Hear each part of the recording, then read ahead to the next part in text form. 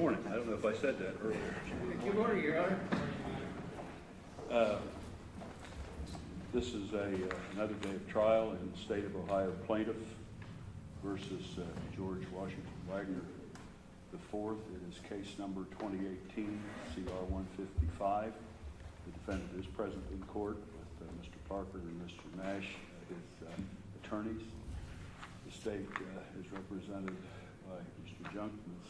Canepa, and Mr. Wilson, the prosecutors, and also present is Mr. Scheider, special agent with the Ohio CI&I. Is counsel for both sides ready to have the jury brought in? Ready? Yes. Yes.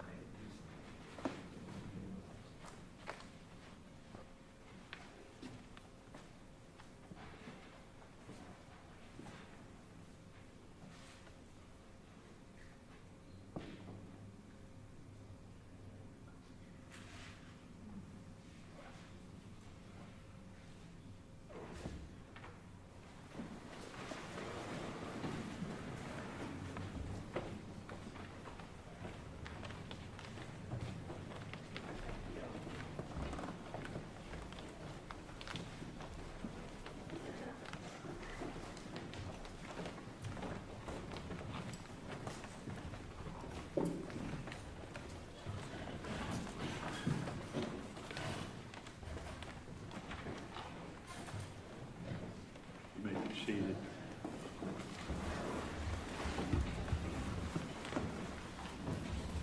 Good morning, ladies and gentlemen of the jury. Good to see you all here. We have beginning another day of trial. In this case, we're in the state side of the case, as you're aware.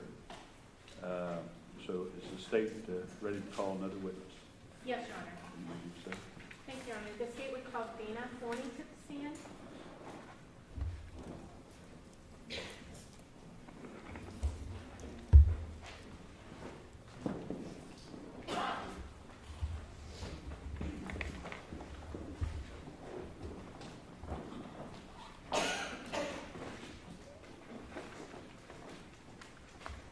Please raise your right hand. Do you solemnly swear or affirm that the testimony you are about to give shall be the truth, the whole truth, and nothing but the truth, as you shall answer unto God?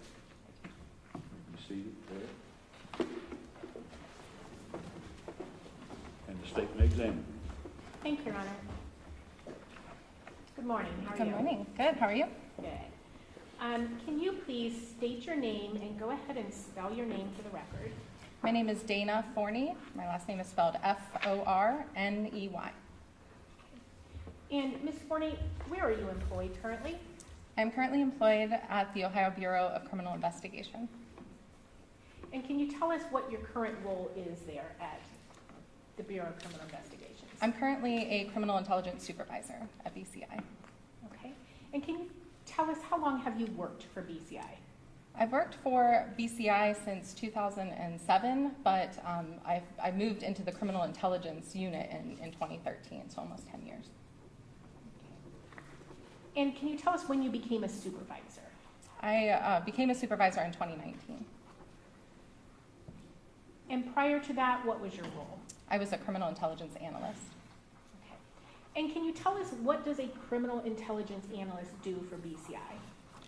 Analysts for BCI support our agents, investigators from other departments, police departments, sheriff's offices with investigations. So we provide them some technical assistance doing analysis of records. We can also help look up information on people that the agents are going to go interview, provide subject intel packets, we call them, but just providing criminal history, any sort of officer safety information that someone might need to know before they go and encounter someone, and also trying to locate people, linking people in investigations, any assistance that the investigators might need.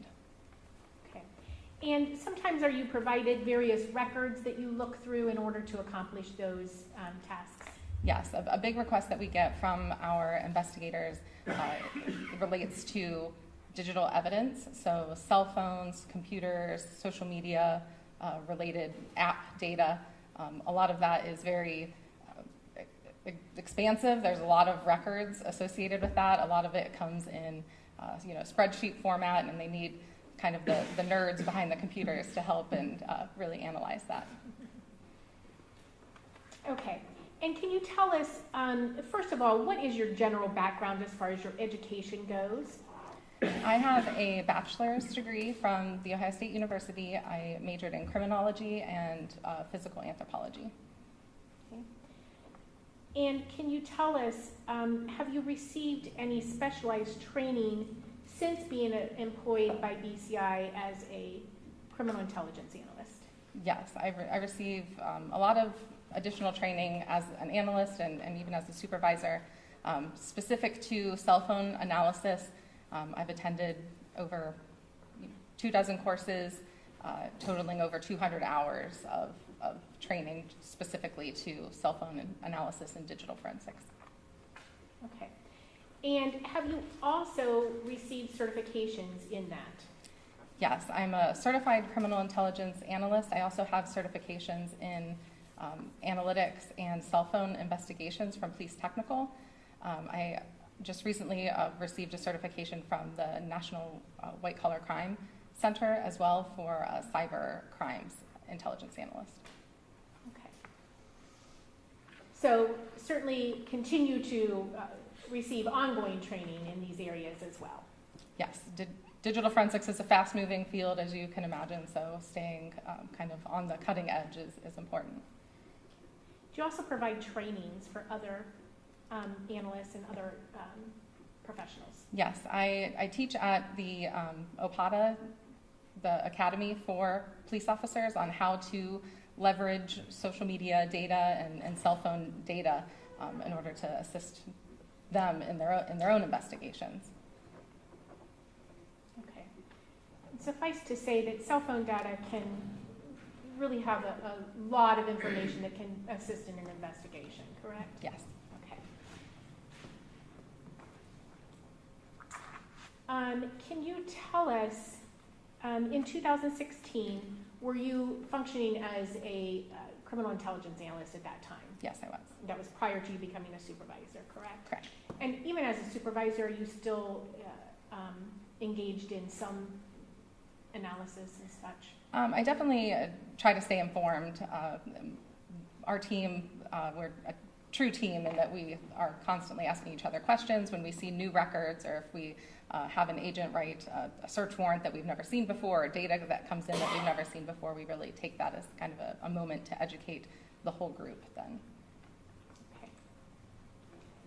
So back in 2016, in your role as a criminal intelligence analyst, at that time, did you get assigned to the investigation involving the murders of 8 persons in Pike County? Yes, I did. And can you tell us at what point you became involved in that? On the morning of the 22nd, when BCI was called, I was in London. That's where our headquarters is, in London, Ohio. And there was a team of analysts that was sent down that day to help with interviews, tracking tips and leads that came in. So I was part of that initial team that responded that day.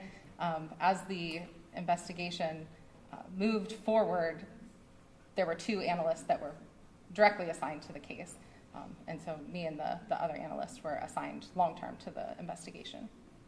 Okay. And can you tell us the name of the other analyst that was assigned? Julia Eveslage. Okay. And at some point, basically, did you guys serve as what I would call a subject matter expert in this case? in other words,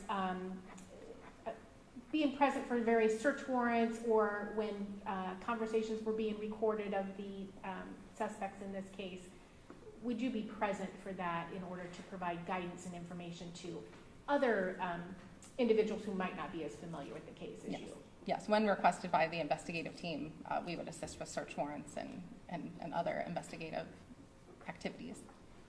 Okay. Safe to say you did a lot of work on this case. Yes. Okay. At some point in the investigation, were you asked to analyze the cell phone records belonging to Billy Wagner? Yes. Okay, and by Billy Wagner, I assume you agree that he is otherwise known as George Washington Wagner III. That's correct. Correct? Okay. And is the father of both Jake and George Wagner Yes. and the husband of Angela? Correct. Okay. And were you requested to analyze his records by the investigative team on this case? Yes. When you were first asked to analyze those records, first of all, can you tell us what did the BCI agents provide you in order to conduct this analysis? The agents would write the search warrants to the provider company. So in this case, it was Verizon that provided the service for Billy's cell phone records. Once they receive the information that's returned from that search warrant, they would upload it to a secure file sharing space that we could all access, so then I could go in and retrieve the files and perform my analysis. Okay.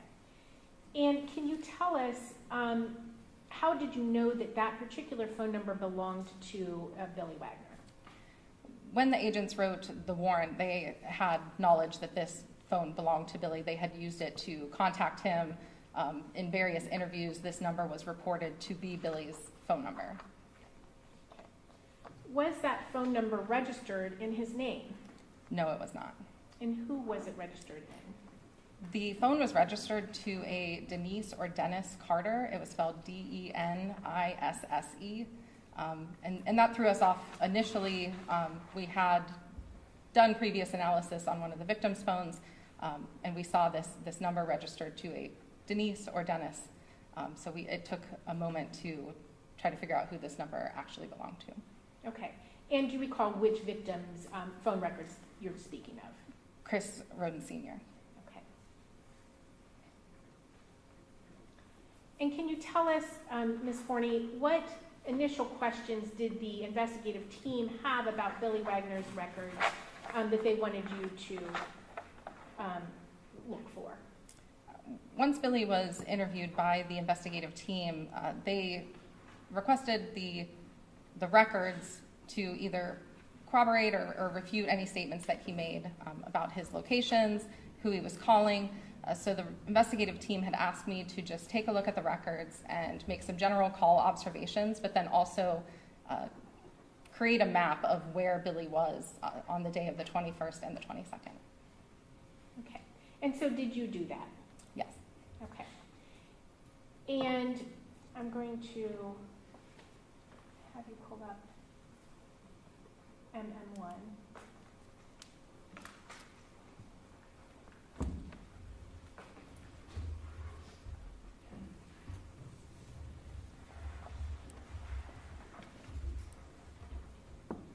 Did you prepare a visual demonstration or a visual picture of the information that you collected? Yes. So this was one of the original maps that I had created for the investigative team. This provides a overall visual of the cell records. Verizon keeps records, their proprietary records, for their own use, connection dates and times, to make sure that you're getting great service. They keep the records for their own business use, so these aren't waiting for law enforcement to come and call upon them. But when law enforcement does issue a subpoena and receive location data, they come in a spreadsheet type format, and the latitude and longitude listed doesn't exactly tell you, where on a map this location is.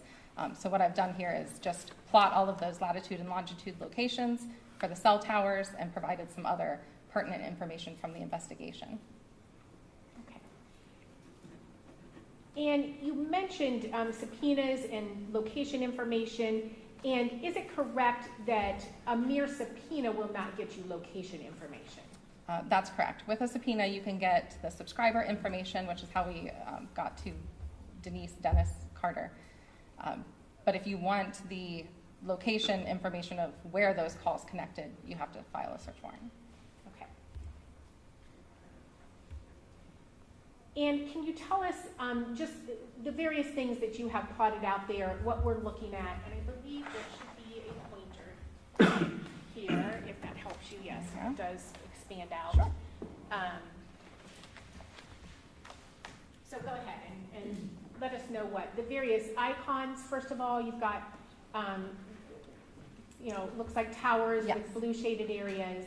If you could tell us first. So we of all, have, I used a little tower icon here. This shows you where the towers are located. So those locations would correspond to the latitude and longitude provided by Verizon. As you drive around, if you notice a cell phone tower, there's a triangle on top. And you will now if you haven't noticed that.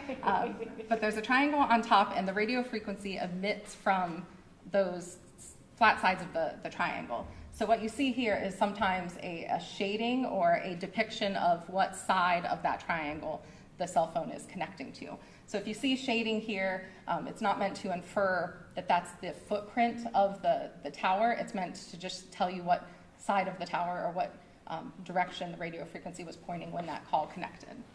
And then the locations here, 260 Peterson is the address where Angela, Jake, and George were living, and the Bethel Hill and Camp Creek locations are addresses where we knew Billy and his mother to be residing. And then all the connection times, this is just a kind of one-page overview of every call with location data that was provided and where they connected at the time of that call was made or received. Okay, and dealing specifically with Billy Wagner's call. Yes, so all of these are related to Billy Wagner's Verizon phone, and it's the number up at the top of the image. Okay, and also specifically just narrowed to April 21st and April 22nd of 2016, correct? That's correct. Okay, and there's also some, so you talked about the locations that appear there in blue. There's also some locations that appear in red. Can you tell us what those locations are? Those are the crime scene locations. As we kind of referred to them at the time, I'm sure there's been some discussion about the 799 Left Fork address. And how it's not actually Yes. 799? Yes. But that's refers to all of the crime scene locations Okay. on Union Hill and Left Fork. Okay. And is it fair to say that there are a lot of other towers in those areas that are not shown on this particular visual? Yes, this visual is only of the tower locations and faces or sides that Billy utilized that day with his records. Okay. Okay, so those you days. show, there's some calls, and I'm certain the jury can't see this, and we'll go through these each individually anyhow, but up on the right-hand side of that visual where the flying W is located, there are several calls on April 21st and then one call on April 22nd that hits off of those towers. Correct. Mm-hmm. And then a number of calls that on April 21st and significantly more on April 22nd that hit on the Peterson Road Yes. tower. Is that correct? Okay. Let's go ahead and take each one individually if we can, please. MM2.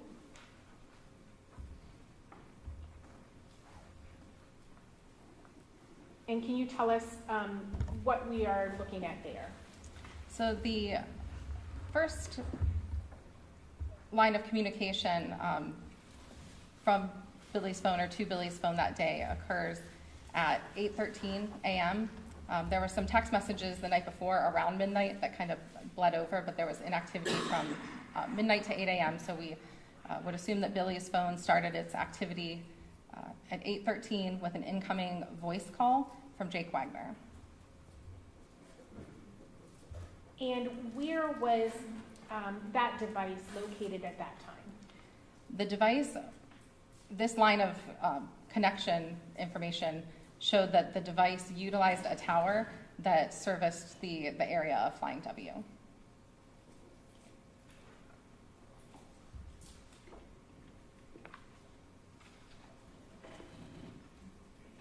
Okay, and then MM3?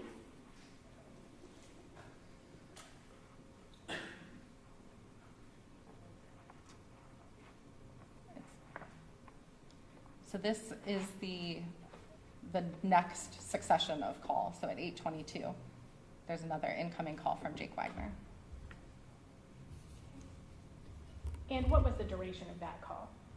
The connection time was for 28 seconds. Okay. And again, can you tell us where that device was located at that time? The device was in the area of Flying W. The records indicate that the cell site that serviced that incoming call was also a cell tower that serviced the Flying W. Okay. And then MM4? This is another incoming call from Jake Wagner to Billy's phone. Okay.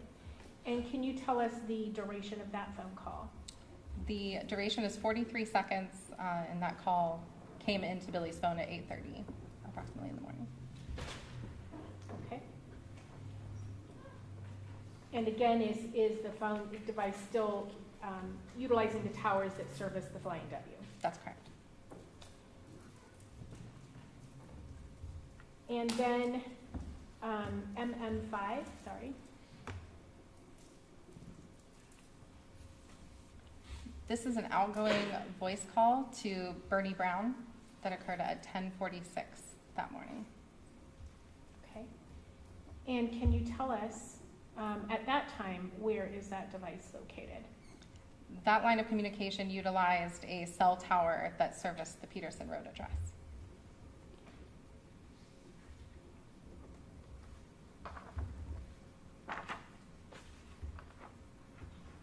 And MM6? This is an incoming voice call to Billy's phone from Bobby Wagner. And again, can you tell us what the cell site location information was for that call? The cell site location was a cell site that serviced the area of Peterson Road. It also occurred at 11:51 a.m. and the duration is 2 minutes and 5 seconds.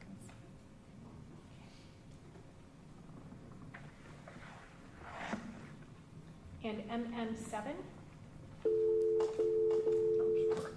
Get ready. Can you Fitting, tell we're us the talking about cell location? Yeah.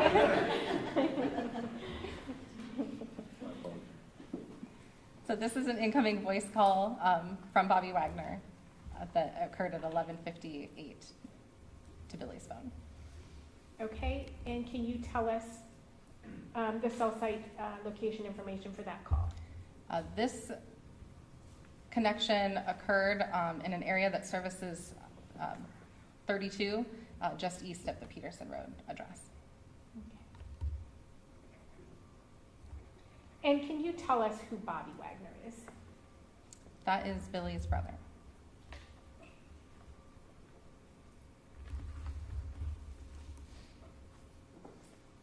And then MM8? This image depicts the location of Billy's cell phone at the time an outgoing voice call was made to Jake Wagner.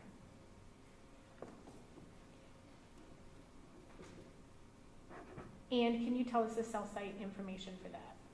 The cell phone utilized the cell tower that services the Flying W.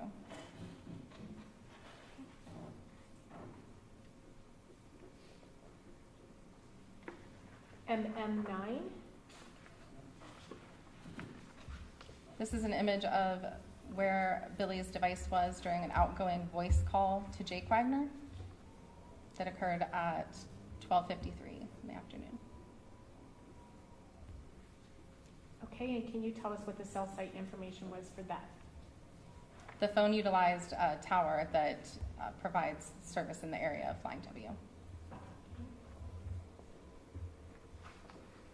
MM10, This is an image of an outgoing voice call to the Wagner landline at Peterson Road. okay.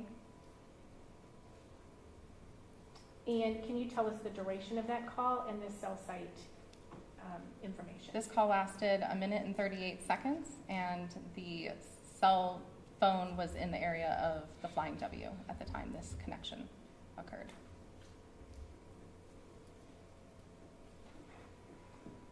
And that was what time, did you say? Or did you say? I did not, at 1:14 Okay, 1:14 in the afternoon, PM. PM. Okay. And then MM11, At 2:52, there's an incoming voice call from the Flying W to Billy's phone. okay. And can you tell us where, the geolocation information for that phone call? The voice call is connected using a tower that services the Flying W.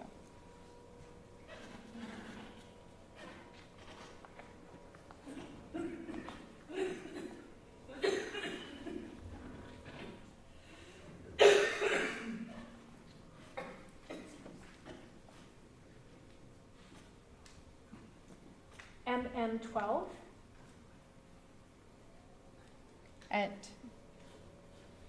This is a depiction of an incoming voice call from Bernie Brown to Billy's cell phone. okay. And can you tell us the duration of that phone call and the cell tower information? Yes, the time is 5:18 in the afternoon. The duration is 8 minutes and 19 seconds, and Billy's phone is located in the area of the Flying W. MM13,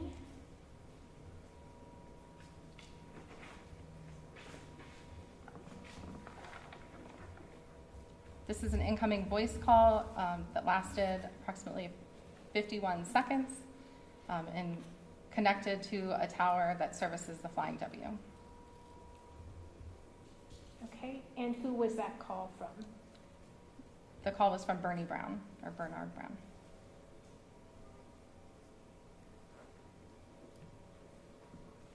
MM14,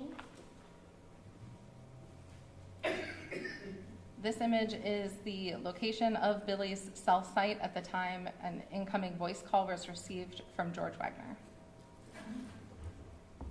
and George Wagner being whom? George Wagner IV, Billy's son and the defendant. Okay. And what time was that? The call occurred at 5:44. Okay, and what was the cell site information? Billy's device was located in the area of Flying W at the time that call was received. MM15, This is an outgoing voice call from Billy to George Wagner IV at 5:50. And the location is in the area of the Flying W farms.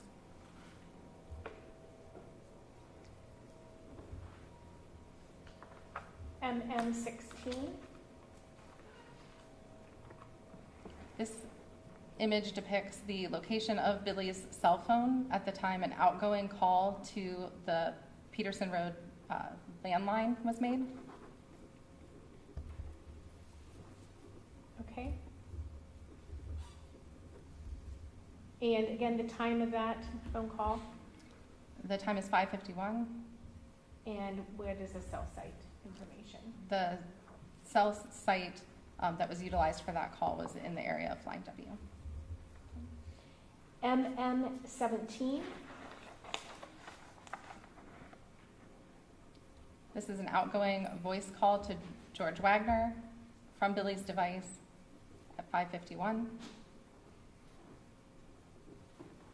Okay, and again, the cell site information for that call.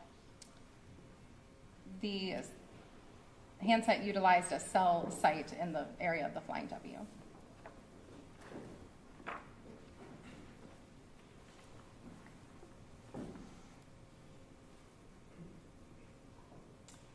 And MM18,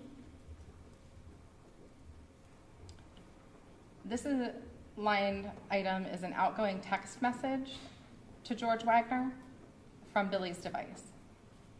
okay. And the time on that is? 5:53 p.m. Okay, and just so we're clear, so the jurors understand, were you able to get any content, either from the phone calls or from any text message? No, not through these records. Verizon did not supply any sort of content about the calls or the text messages. Okay. And does Verizon provide text messages? On occasion, I do think that there were some older communications from Billy that had some text messages about that he had insufficient funds and things like that, but there was no communication text content for this device. Okay. And obviously, again, you do not ever get content of phone calls that are historical, correct? Correct.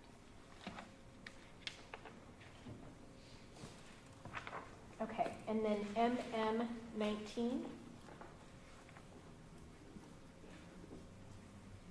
And the previous image, there was no location data provided for that text message.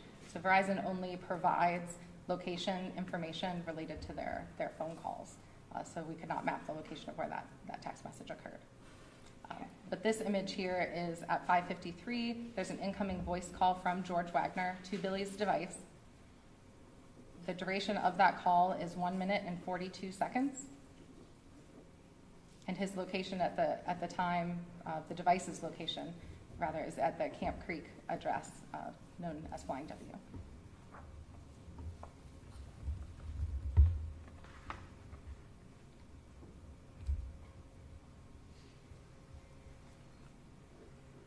Okay, MM20, can you tell us what the next communication is?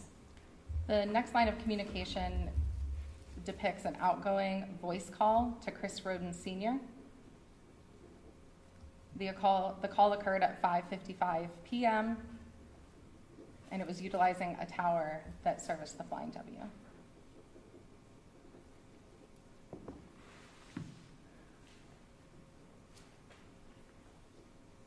Okay, so if I wrote this down correctly, at 5:44 p.m., there's 5 communications with George Wagner specifically. And then at 5:55 p.m., there's a call to Chris Sr., correct? Yes, And all at the Flying W. correct.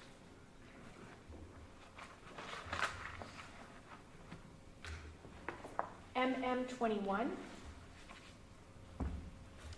This is an image depicting an incoming voice call from Chris Rhoden Sr. to Billy's phone.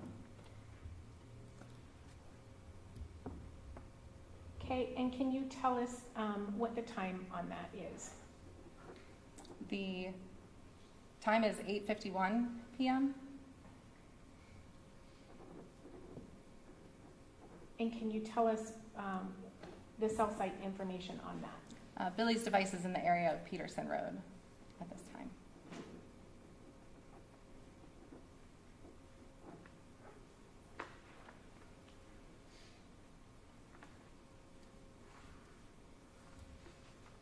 And what is the duration of that phone call? That duration is 42 seconds. And then MM22, This is an image of where Billy's phone was located at the time an incoming call was received from Chris Rhoden Sr. and can you tell us, first of all, where was the phone located at that time? The phone was located in the area of Peterson Road, and the time was 10:22 p.m.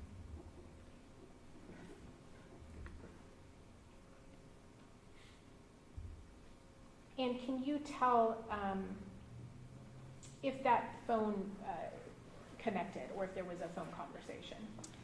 For the last 3 line items, for Chris Rhoden Sr., Verizon indicates that those calls were forwarded to voicemail.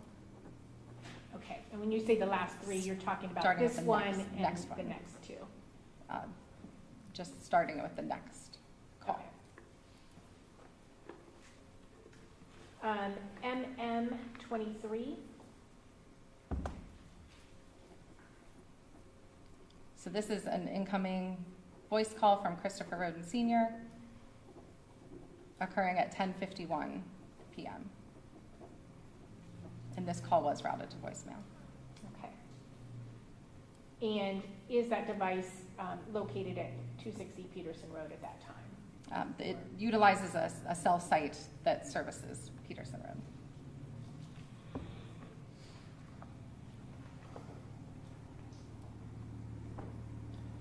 And MM24,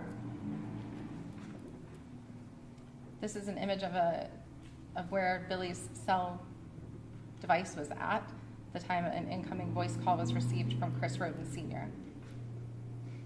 okay, and the time of that phone call? at 10:54.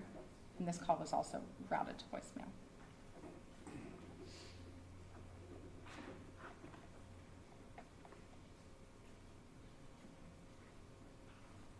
And so we're clear, when you say it's using the tower that services 260 Peterson Road, you can't tell specifically where that device is located? Not with these records from Verizon that we had access to in this case.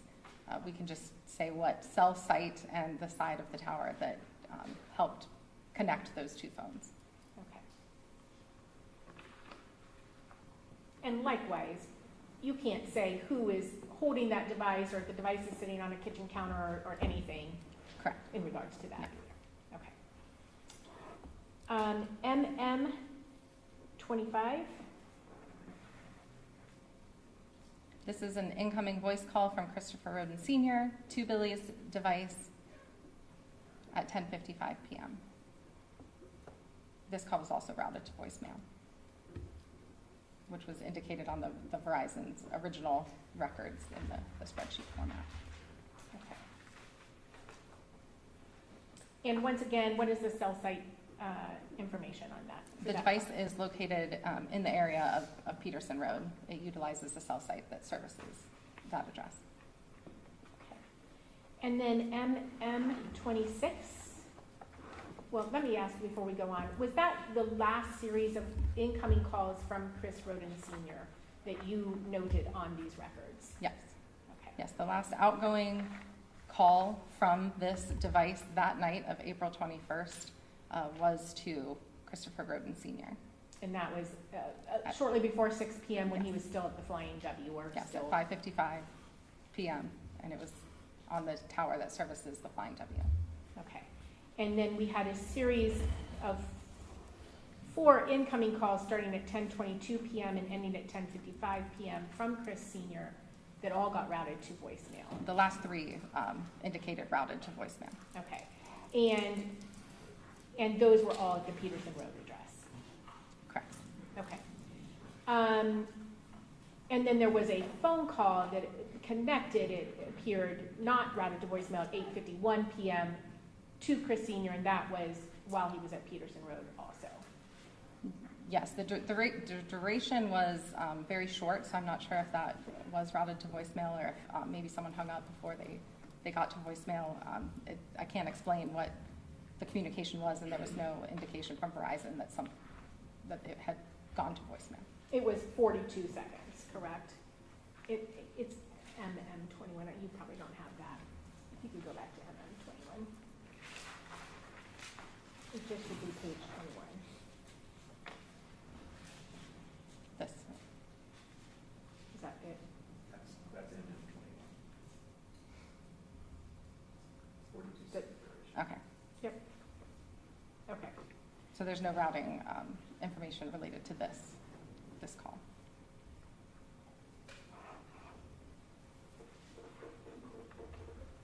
Okay. 26.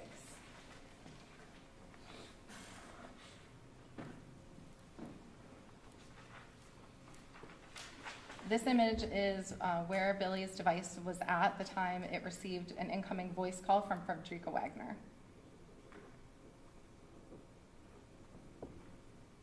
And can you tell us what the cell site information was? The device was in the area of Peterson Road at the time of 11:04 p.m. Okay. And was there routing information as to that, as to? This call was also routed to voicemail.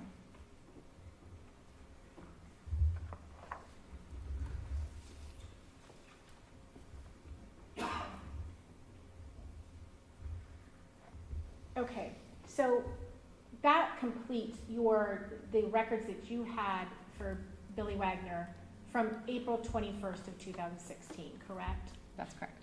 Okay. And you mapped all the phone calls made that day, either received, either incoming or outgoing, and the respective cell site information, correct? Yes. Okay. Then turning your attention to April 22nd, did you also map out the locations for various phone calls that Billy made on April 22nd? Yes, I did. Made or received? Okay. Turning your attention to MM27, can you tell us what the first phone contact received that day was? There's an incoming voice call from Frederica to Billy's phone, his mother, Frederica Wagner, to Billy's phone at 9:28 a.m. Okay. And can you tell us, you have in black up there, location unknown. Tell us about that. There was no location information associated with this line of communication from Verizon. Okay. And can you tell us why that might be? What are some various explanations for that? Likely that that connection was not able to be made. So if the phone was off, or if it was out of service, or some other explanation might be able to explain why Okay. those two phones never connected through Verizon's network. Okay. But okay, so MM28. Can you tell us what we are looking at there? Yes, this is Billy's first outgoing call of the day on April 22nd. He had called a number known by Verizon to check your voicemail, *86. So he checked his voicemail at 9:55 that morning, and he was utilizing a cell site that serviced the Peterson Road address.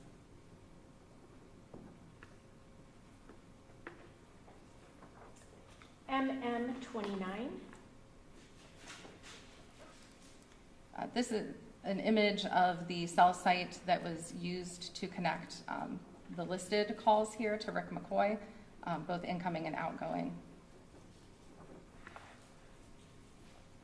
Okay, so there was a series of calls. Yes. To that, to and from that individual. It appears it started at 10:16 a.m. and the last one was at 10:29 a.m. And can you tell us what the cell site information was for each of those calls? Yes, all of those incoming and outgoing calls utilized the cell tower that serviced the Peterson Road address.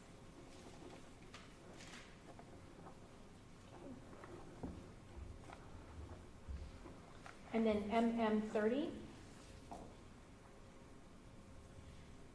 This is where Billy's device was at the time an outgoing voice call was made to Frederica Wagner. The time of that call was 10:30 a.m. and it utilized a cell site that serviced the Peterson Road address.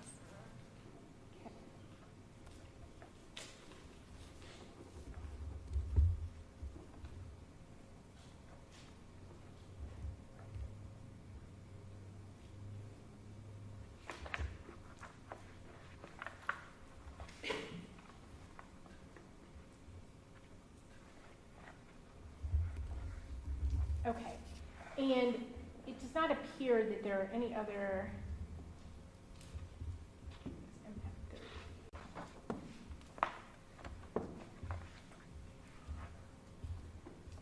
there were other calls that were made that day, correct? Yes. We do not have visuals on that, correct? No, we didn't provide a call by call for each call made that next day. But on that overview map, they were depicted at which cell site they used throughout that day. MM1. Mhm. Okay. And specifically, there was one call made at 4:50 p.m. on April 22nd that utilized the towers that service the Flying W area, correct? That's correct. Mhm. And then all of the other calls, both leading up to And after. and after, were all located at Peterson. Yeah, in the area of Peterson. Okay.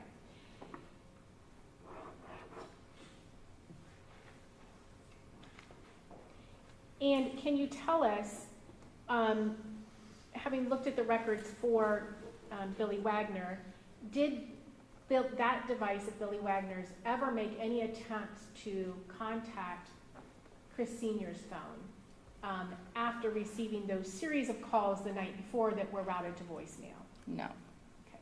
Even though he checked his voicemail that following morning? Yes. And what date did you have, and I think I already asked you this, through May 31st you had the phone records, or did I not ask you that yet? You did not. Okay. The phone records that we received for this device from Verizon started on January 1st of 2016 and went through September. But the last outgoing call from this device was at the end of May. So Okay. it was still receiving some calls, but the last known outgoing call from the phone was in May 31st. Okay. And were you made aware by the investigative team that Billy had indicated he got a new phone on June 1st of 2016 to replace that phone because he reportedly smashed it? Yes, we were made aware of that after we had requested the records once Billy was interviewed and made that comment. Okay. Did you see any evidence whatsoever that he ever called or attempted to call Chris Rhoden Sr. After that last call to him shortly before 6 p.m. on April 21st of 2016? No, there were no outgoing calls to either of the phone numbers that we knew belonged to Billy after the night of the homicides Okay. from this device.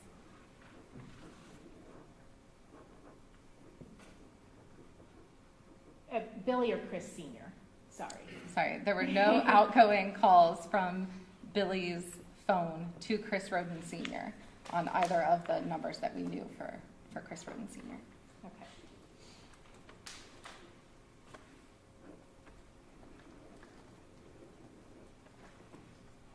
And would those show up on Billy's records if he had attempted to make contact, even if, say, the phone shut off or some other thing on Chris Rhoden Sr.'s end? If Chris Rhoden Sr.'s phone was unavailable, you would still be able, from these records, to show that Billy had attempted to make that contact. So it would still show the connection, similar to Frederica's call where there was no location, connection information, that the two phones connected, it would still show that outgoing line of information. Okay. All right. Subsequent to your work in this case regarding, well, first of all, did you share this information that you have just now shared with us? Did you share that with the investigative team? Yes. Okay. And at some point were you asked to make a further analysis and attempt to determine what Billy's pattern or habits are in this case? Yes. Okay, and tell us about that. What were you specific? Basis is.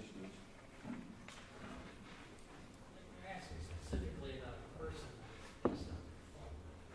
About what? They're asking about Billy's habits when it's based on the use of his cell phone. It sounds Well, maybe I can lay a the question foundation. should be a little bit narrower. Okay. First of all, can you tell us what the request was? Yes, the request came in from the investigative team after interviewing some members of the Wagner family, and they had mentioned First, that, who lived at Peterson Road. They named, Angela, Jake, and George. They did not mention Billy originally. They had mentioned Billy lived out at Flying W.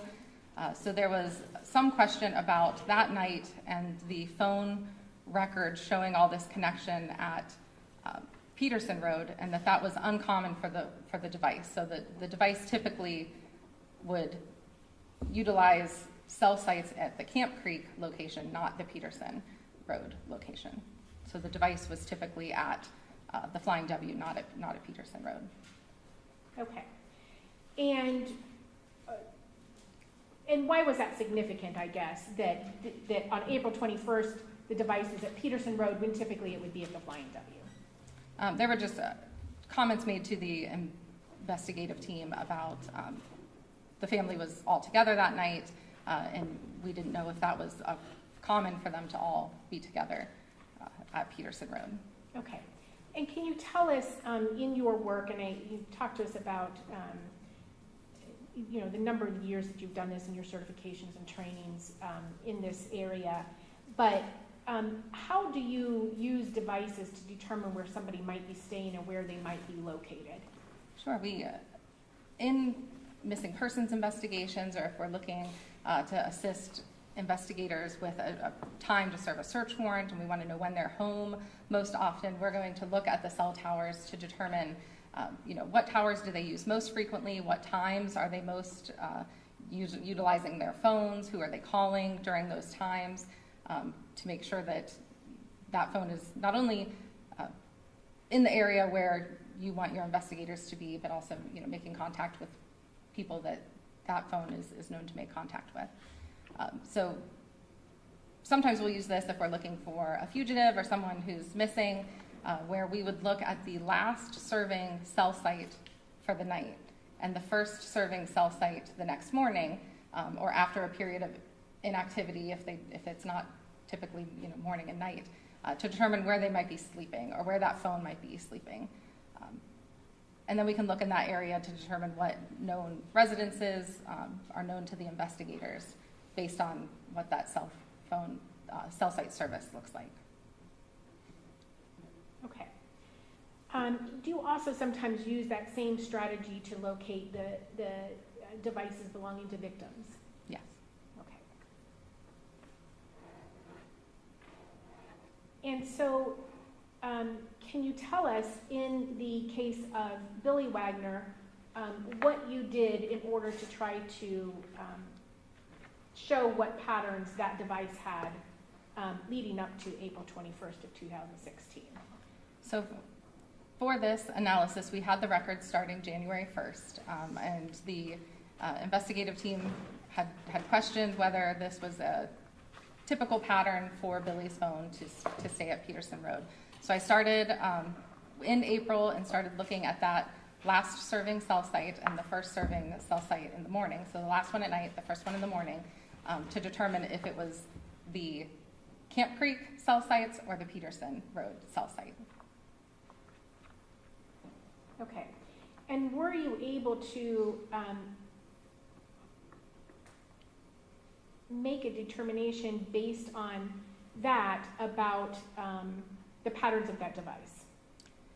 Yes, I was able to go each day in that calendar year to determine what each of those cell sites were, and I put them on a calendar just to help keep track and help provide a visual to law enforcement investigators about that activity. Let me go to MM31, please.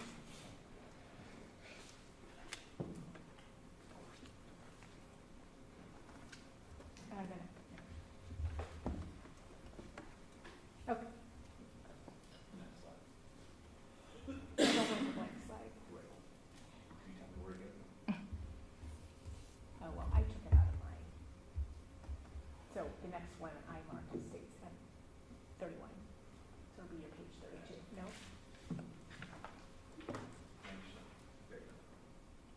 What's that? MM31.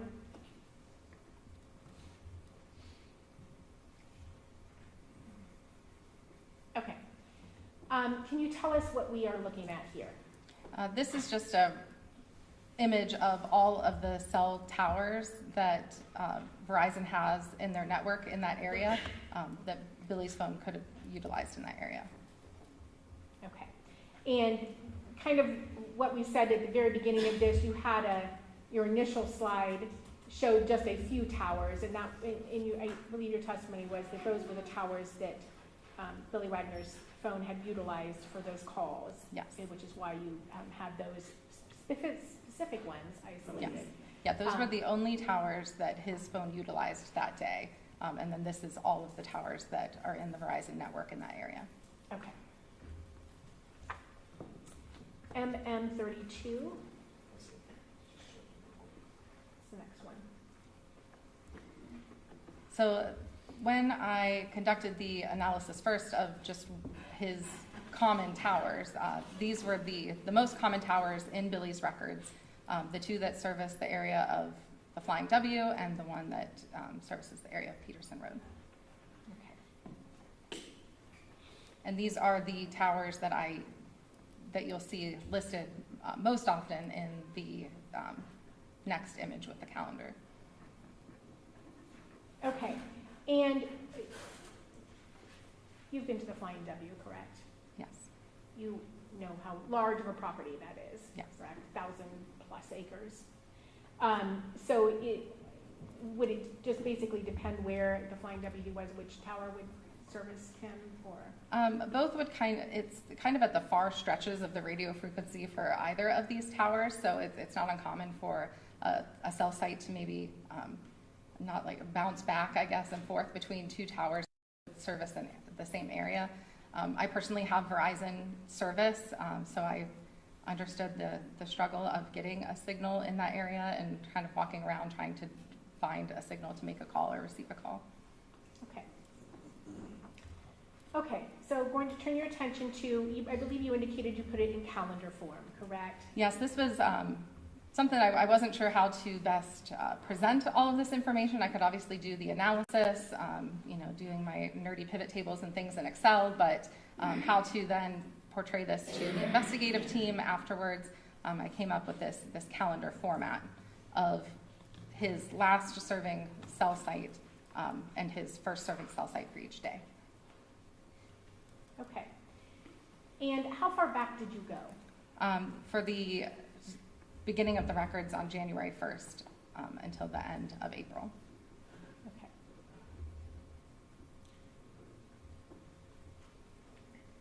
And let's go to MM33, which will be, okay. And so what are we looking at here?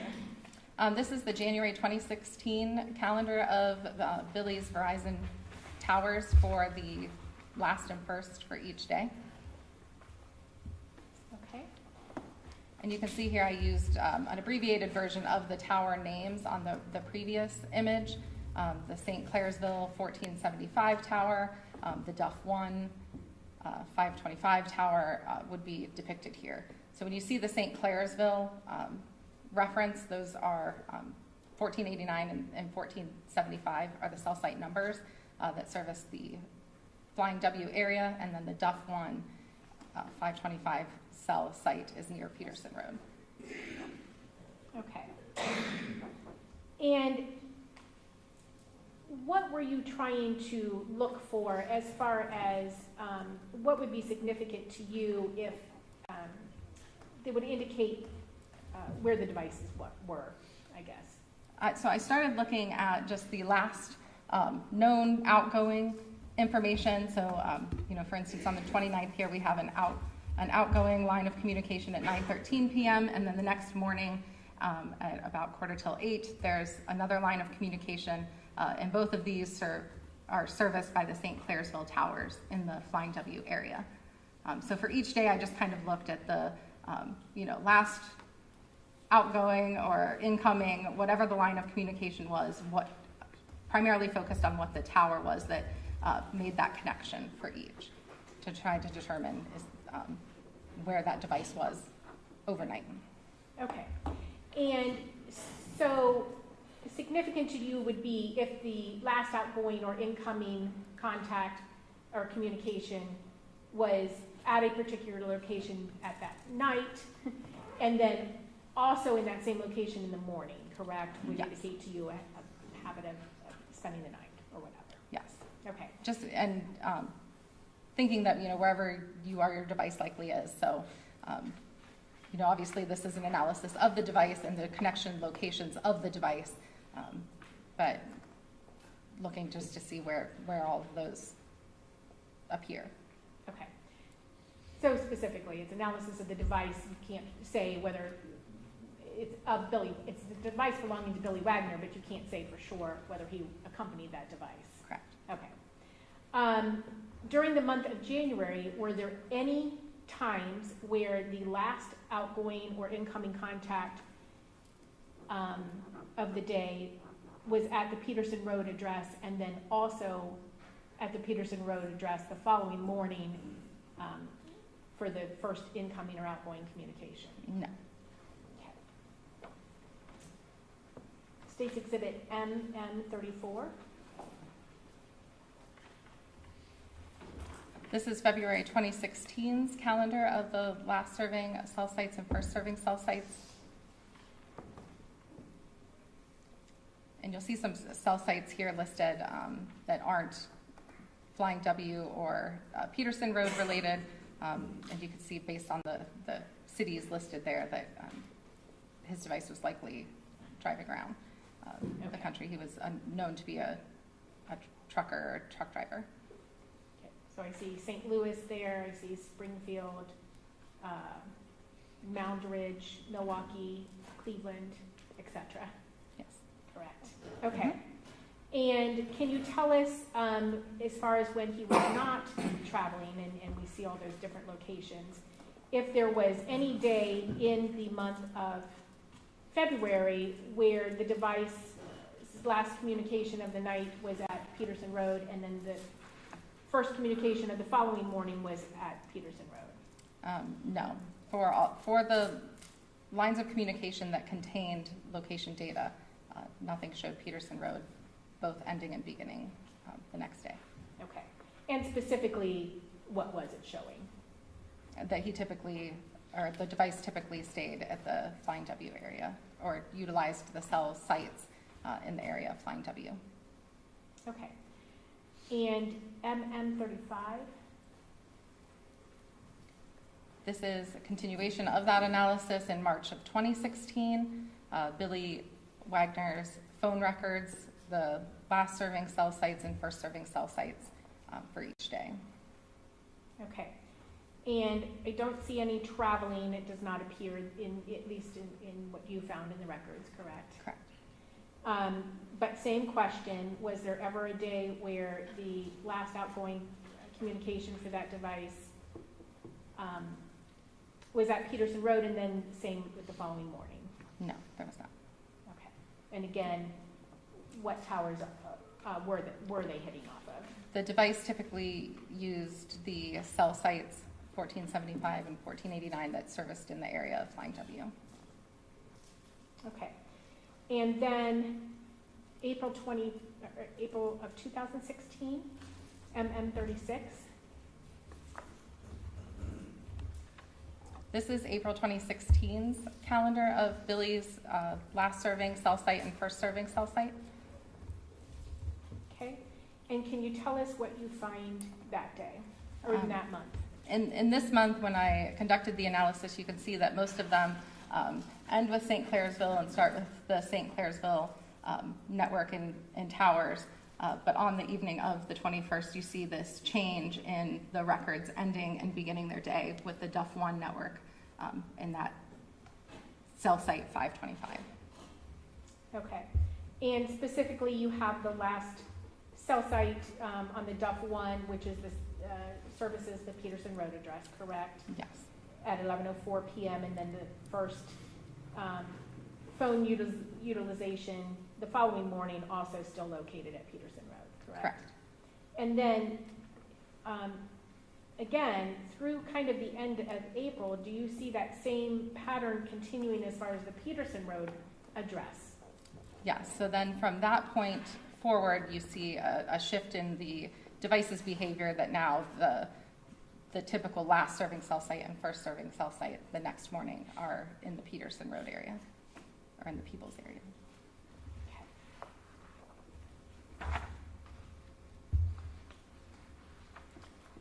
And again, Ms. Forney, is this something that you provided to the investigative team, your findings and conclusions in regarding this cell site location information Yes, of Billy Wagner's? and I provided it in the same calendar format that you're seeing here.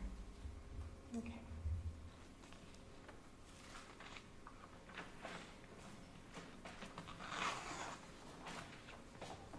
Okay, was that the extent of the analysis you did regarding Billy's phone records at this time?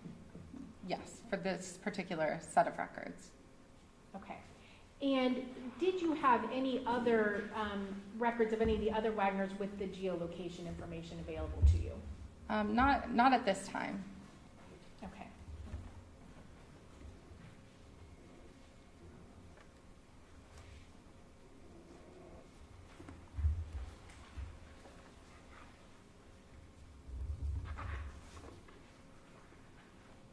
And again, you did continue to work on this case even after you provided this information to the investigative team, correct? Yes, I did. Okay. I have no other questions at this time, Your Honor. The defense may cross-examine. Yeah, just a moment.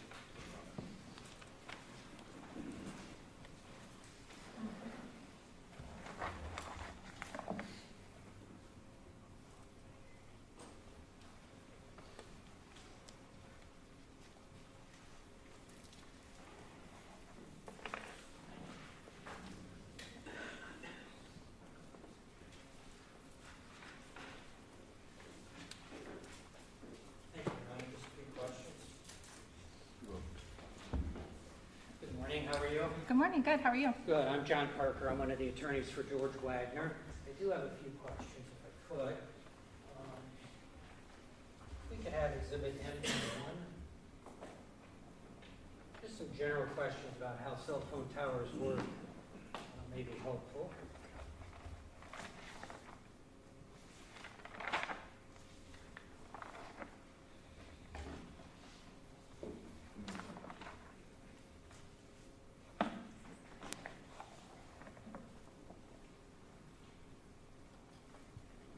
Okay, you see MM1 there, correct? Correct. Okay. I don't have those listed, but I'll trust the process. It's the same image up here as on your monitor? Yes. Okay. I believe that states MM1. Now, let's just look at what is, you label, I believe it's Duff 1525, is that correct? Yes, All right, that's the label for a tower near Peterson Road, is that right? yes, All right. And you described earlier how each tower has 3 different sides, correct? correct. All right. So my question is, when a cell phone is bouncing off one of those 3 sides, does that tell you where the cell phone is in relation to those 3 sides? Yes, a cell phone will connect to the tower that has the best signal at the time that call comes in or is outgoing. So the 3 sides and the tower location is what's depicted here. But the tower location will get you the approximate area, and then you can use those 3 sides to kind of partition out what side of the tower they may have been on, or the device was on at the time that call was made or received. Right, and so this is like a generalization that you're saying as far as the device and the tower, correct? Could you elaborate a little more? Sure, let me try to make my point more clear. The cell phone is searching for the strongest signal from a tower, correct? Yes, That is not necessarily the closest tower geographically, is that right? correct. Especially with, the hills and things we have in southern Ohio, that might not be the nearest tower. Sure, so just because a device is what I call bouncing off a particular tower doesn't mean that's the closest tower to the device. Correct. All right, and there's geographical issues and atmospheric issues and how busy a cell tower Sure. could be. There's a number of factors, correct? Mhm. So when you say a device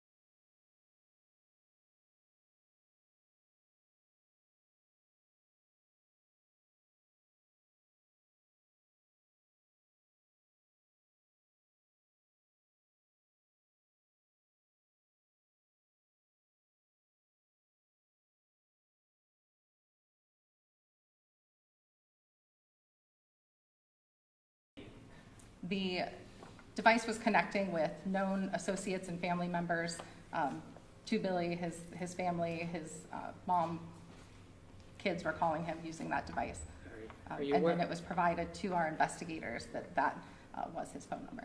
Right, you got this phone number that he utilized from other people, correct? Correct. All right, but it was listed under Carter's name.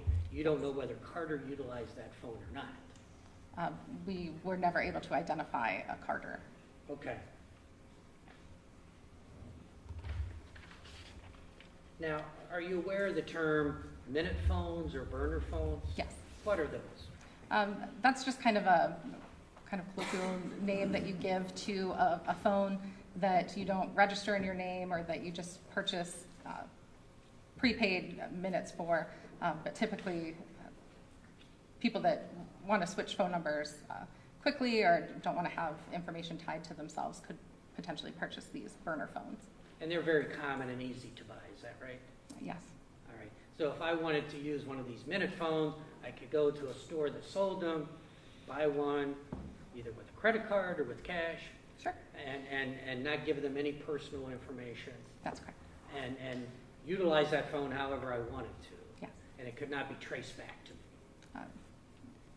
We would try, but. You would try, I'm sure you would try. There's ways, depending on who, if you, especially a credit card, we could maybe trace it that way or. Of course, if there's a something like credit that. card, cash is much more difficult. Right, correct. And I'm sure in your line of business, you understand that people that deal in illegal activities such as drug trafficking often use these minute phones to avoid detection, correct? Sure, yes.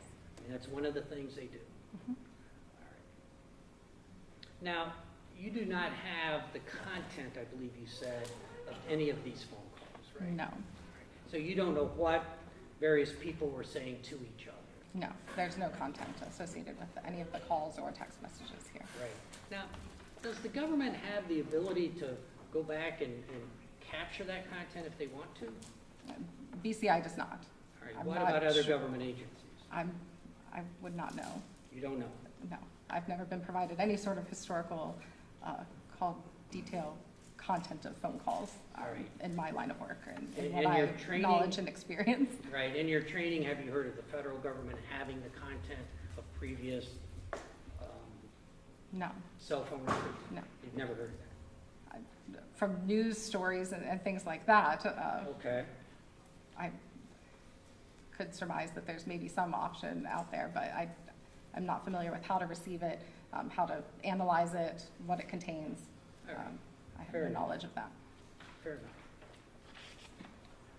So I guess my another question, which maybe you answered this, but just to be clear in my mind, these tower records give you an idea of where the device is, but Yes. it's not an exact location. No, and this is, to elaborate on that a bit, this is showing a depiction of the side. This is not inferring that this is the radio frequency or the footprint of that tower. It's just giving you a general idea of what side of the tower and the tower's location.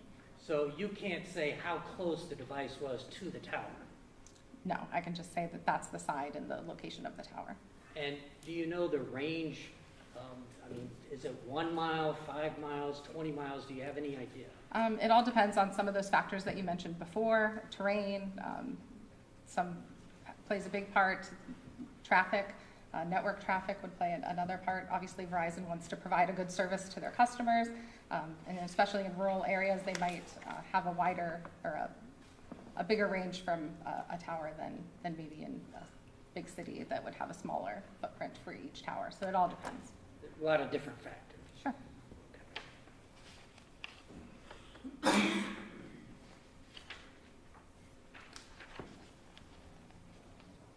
I could have just a few moments.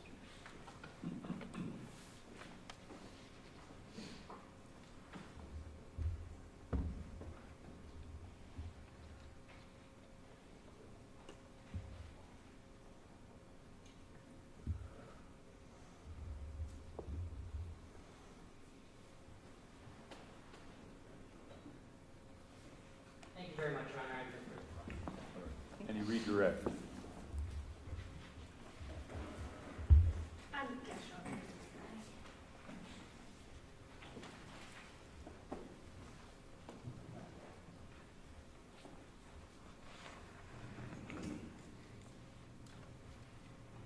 you were asked about various towers that devices can hit off of, etc. But the maps that you've shown us and the visuals that you've provided to us show exactly which tower, and in some cases which side of the tower, that device belonging to Billy Wagner was utilizing during those various communications that you testified to. Mhm. Okay. And were those towers consistent with what you saw Billy Wagner's device bouncing off of when he was either at Peterson or at Flying W? Yeah, later when we were involved in surveillance or other investigative activities, we could get general location information from Verizon at that time when we knew that he was at the Flying W. We'll say that he was using those same towers that were consistent in this analysis. Okay, so when you had kind of surveillance going on, when you had confirmed known location of Billy Wagner, you saw that that was consistent with what you were seeing in the records as far as the towers that it would hit off of. And at that time we were receiving like ping data, or, but it still involved the towers in this area. Okay, and tell us what that is, ping data. So everything that you have seen is historical call detail records. So this is received from Verizon after the fact. Later in the investigation, our agents would write warrants to receive more real-time data. So real-time communication, real-time content, and real-time location. Okay.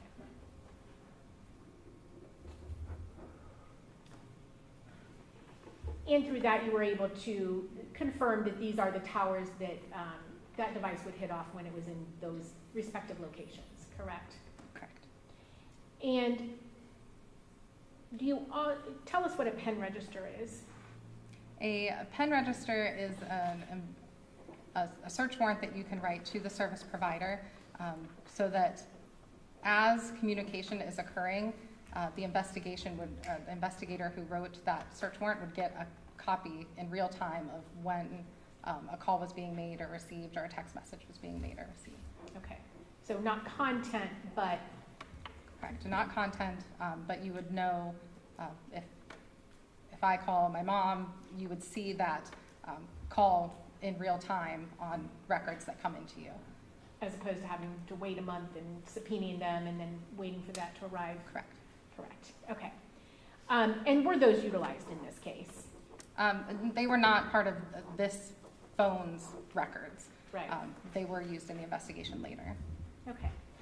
And was there also, speaking of the FBI, some work done by persons from the FBI regarding these tower locations as well? Yes, the FBI provides a service where they drive the tower to get the actual radio frequency footprint. Okay. And again, did that confirm what you saw in Billy's records as far as the towers his device would bounce off of when he was either at the Flying W or at Peterson Road? The request to the FBI was specific to which tower serviced the crime scenes. So they did not drive the towers known to be utilized by Billy's phone. They were primarily focused on what towers would service the crime scene. Okay. State's Exhibit MM6.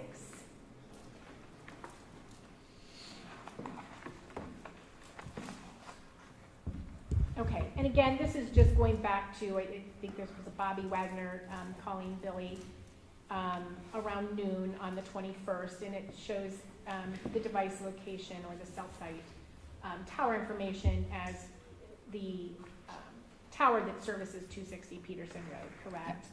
Provides service in the area of Peterson, yes. Okay, and in that you kind of show us which side of the triangle that was on, correct? Yes. By your visual that you provided there. Okay, and then going to MM7.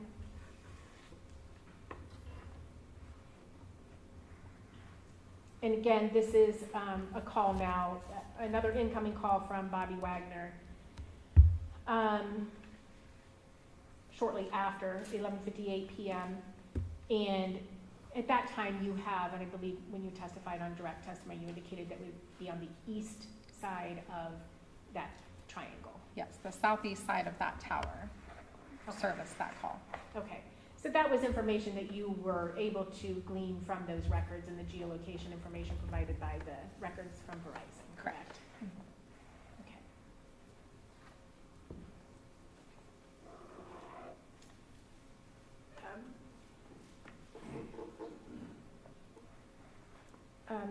Mr. Parker asked you if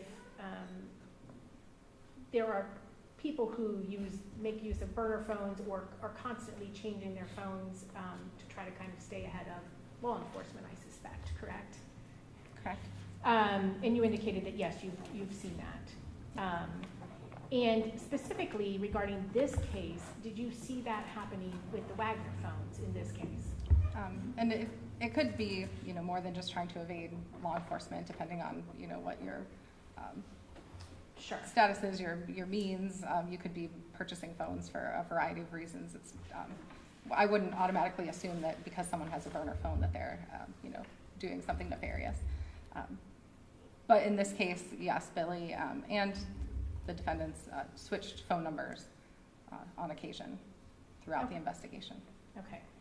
So, and you said each of them, correct? Angela, Jake, George, and Billy? Yes. Okay. And specifically, because we were trying to get service on them, search warrants and pen registers and ping stuff, we would often have to rewrite warrants with their new phone number when that, All right, I'll sustain the objection to a leading question. would we have to write, would new search warrants have to be written if there was a new number? Yes. Okay. Yeah, when you write a search warrant, it's specific to that target or person, the phone number, and the provider, and the search parameters that you give that company. Okay. And regarding this phone number, again, belonging to Billy Wagner, you testified that it was belonged to Billy Wagner, even though it was registered in this Dennis or Denise or whatever, perhaps misspelled name. And do you know how that individual, the Dennis Carter, is related? I believe Dennis is Angela's brother. Okay. And so related on Angela's side, correct? But were you able to confirm, or were investigators able to confirm, both through Billy and through Jake and others, that that phone number belonged to Billy Wagner? Yes. Okay. And again, I believe you testified that the investigators contacted him on that phone. I believe the family for sure had mentioned that that was a number that was utilized by Billy. The family members had said that that was his phone number. I don't recall if investigators had made contact. Okay.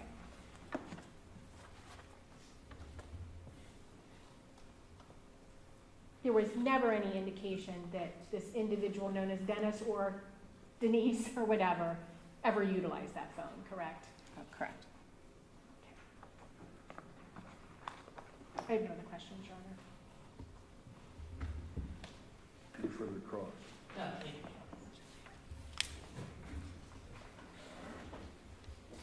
You may step down. Thank you. I'm not sure about our schedule here. Does the state wish to call another witness at this time? I mean, that's up to the court, Your Honor. I don't know what the court wants to do. If you want to take an early lunch, it's early. Or if you want to get started, I don't know that we would finish, but Why don't we have another witness? We'll probably break for lunch about noon today. okay. That gives us 40 minutes. Does any juror have an urgent need right now? We're a little out of, if you need a restroom trip or something, we can take a recess now. Anybody? All right. Then call another witness. Your Honor, the state will be recalling Ms. Eveslage to the stand.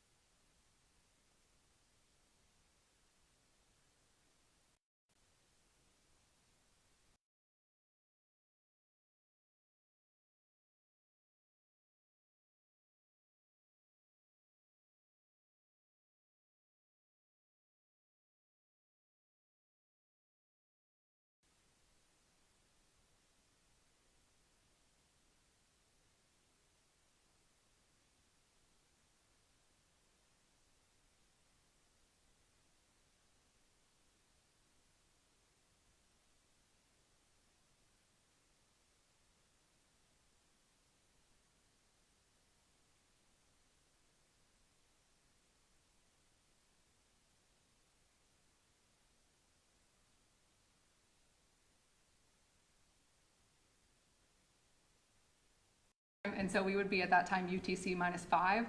So I've converted or taken away 2 hours from that timestamp to reflect that it's actually December 23rd. So it can be a little confusing, but I've adjusted them at the very top slide to make it less confusing, hopefully. And it's just a matter of 3 hours or a matter of up to 5 hours, depending on what time we're in at that time of year. Okay. All right. So tell us what this first visual depicts on December 23rd of 2015. What web history are you showing there? Yes, so this particular slide and all of the subsequent slides all begin chronologically starting in the bottom and going up. So the bottom line here is a Google search for Alaska houses for sale in what I believe to be in Seward, which is a city or a town in Alaska. And that was on, as I mentioned before, December 23rd, 2015. That would have been at 11:30 p.m. A second search, Seward Real Estate Inc., and a third, or not a search, a visit of a website, Seward Real Estate Inc., and a second visit of that just a minute later. Okay. And then NN2.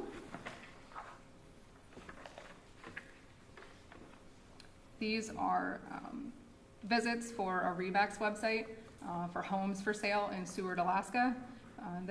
These particular instances take place on January 6, 2016. Okay.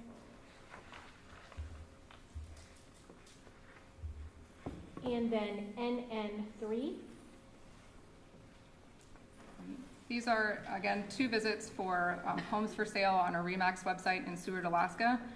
The bottom 2 are January 18th, 2016, and then the third and fourth are a Google search and a visit of a website. The Google search is symptoms of sexual penetration in a toddler, and that took place on January 18th, 2016. And then the final line up at the top is trauma responses in children, a website that was visited. Okay.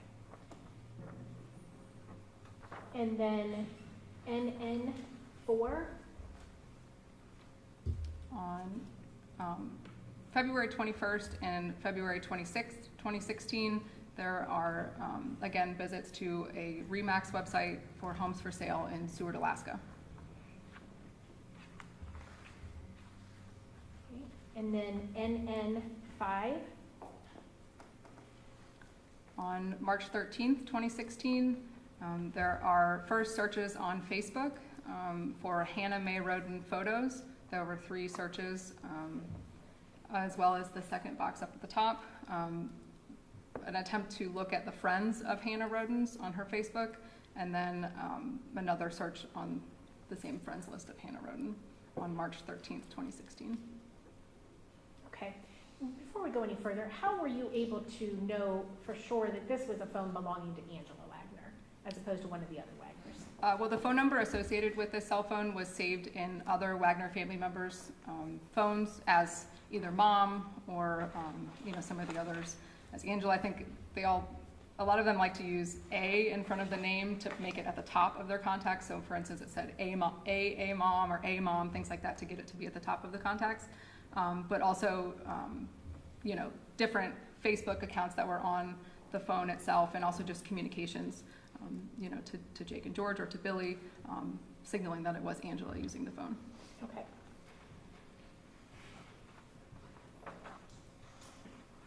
NN6. This is continued web history related to Alaska on March 27th, 2016. First is a Google search of just Alaska. The second is a Google result associated with that. And then the third one, rape culture in the Alaskan wilderness, a website called The Atlantic with an article, another article from The Atlantic, 30 years of Cohen's, Barton Fink. And then finally, it appears to be a revisit of the rape culture in the Alaskan wilderness article. Okay. And then NN7. These are continued visits or searches related to Alaska on March 27th, 2017. Alaska Google searches, specifically moving to Alaska, everything you need to know. It was alaska.net article, Alaskan real estate, and Alaskan employment on March 27th. Okay. And then NN8, These are continued website visits or Google searches for things pertaining to Alaska, specifically Kenai, which is a city or a town in Alaska, visiting Craigslist, things for sale, Anchorage jobs, team owner operator job listings, and team driver listings on Craigslist. and are you aware of where the Wagners ultimately moved to when they moved to Alaska? The Kenai Peninsula.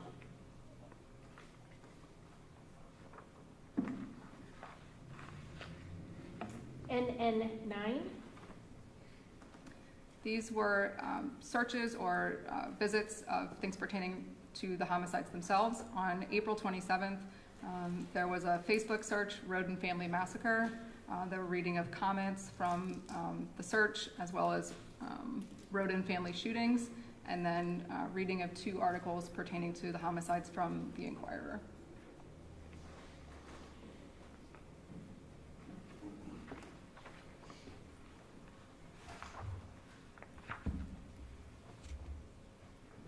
okay, and then moving to State's Exhibit N10.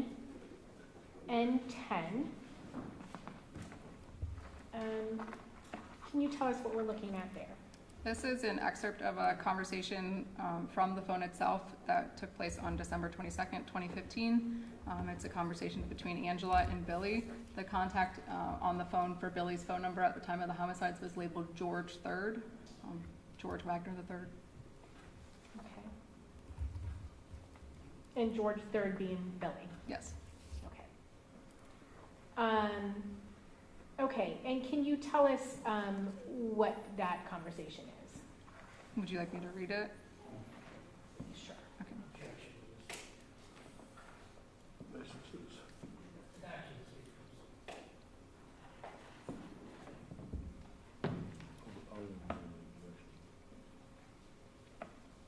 You may read it. A message from Billy, can't sleep. From Angela, is your back hurting? From Billy, is everything is so fucked up and I am a fucking cripple, near useless. Angela, I still love you, but I would like to spend some time with you. Just you, not all our problems. Billy, that's not going to happen and it's only going to get worse. Shit just starting. Angela, what are you talking about? I'm trying to understand. Billy, I am preparing my head for disaster. Angela, for what? Your dad or Jake? Billy, just everything has turned to shit. All. Angela, yes, I agree with you. Can I help you in any way? Billy, bullet to the head would fix me right up. Okay. State's Exhibit NN11. This is an additional conversation between Angela and Billy. Billy, look, I hate this, but nothing we can do about now. Vine needs you. I can take of myself. Angela, I know, but he is kind of worth it. We could get a hotel room sometime after Christmas. I can bring him. It would be fun. Maybe. Angela, and you can't take care of yourself. Not on everything. Billy, and I can't do another 20 fighting with George and Jake. I can't. Angela, I understand, but they are not going to live with me forever. Billy, oh yes, they will. They are embedded forever. Angela, no, they will not go far away, but they want their 3-own house. I want them to get their own house. Billy, and he is worth it. He is worth anything.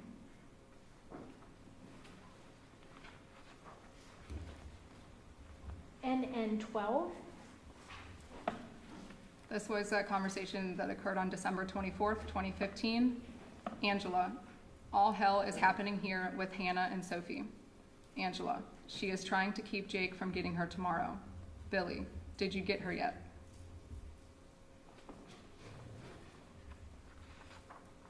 NN13. This was a conversation on December 31st, 2015. Billy, you can run away with me. Angela, I promise if it weren't for Bullwine and society, I believe she intends Sophie, I would be gone. Billy, anytime you want. Billy, you do know what I do for a living, don't you? Angela, what does that have to do with anything? Billy, you just say the word and me, you, and babies will be off on the big adventure. Billy, it seems to be a resend of the previous message. Angela, I'll let you know, but Jake already said I can only take Sophia on 1 2-week vacation a year without him, so that is not going to work. And, Billy, just give me a sign and I will come running. And again, it appears this is another of those situations where you've adjusted for the time because it says January 1st on those, but you've adjusted it for December 31st. Yes. Okay. NN 14. This is a conversation from January 17th, 2016, between Billy and Angela. Billy, are you sure you don't want take off with me? You might like it. I miss you, and I know you won't, but you can if you want to. Angela, I can't leave Bullvine and Sophie. She called tonight to tell her daddy and me she was running away. She has her bag packed. Billy, we can take them, it says with use, us, I assume. Billy, where is she at? Angela, you know that is not fair. Why would you have one if our mom, and I assume it means mom and dad, said they were going to take the boys away when they were babies?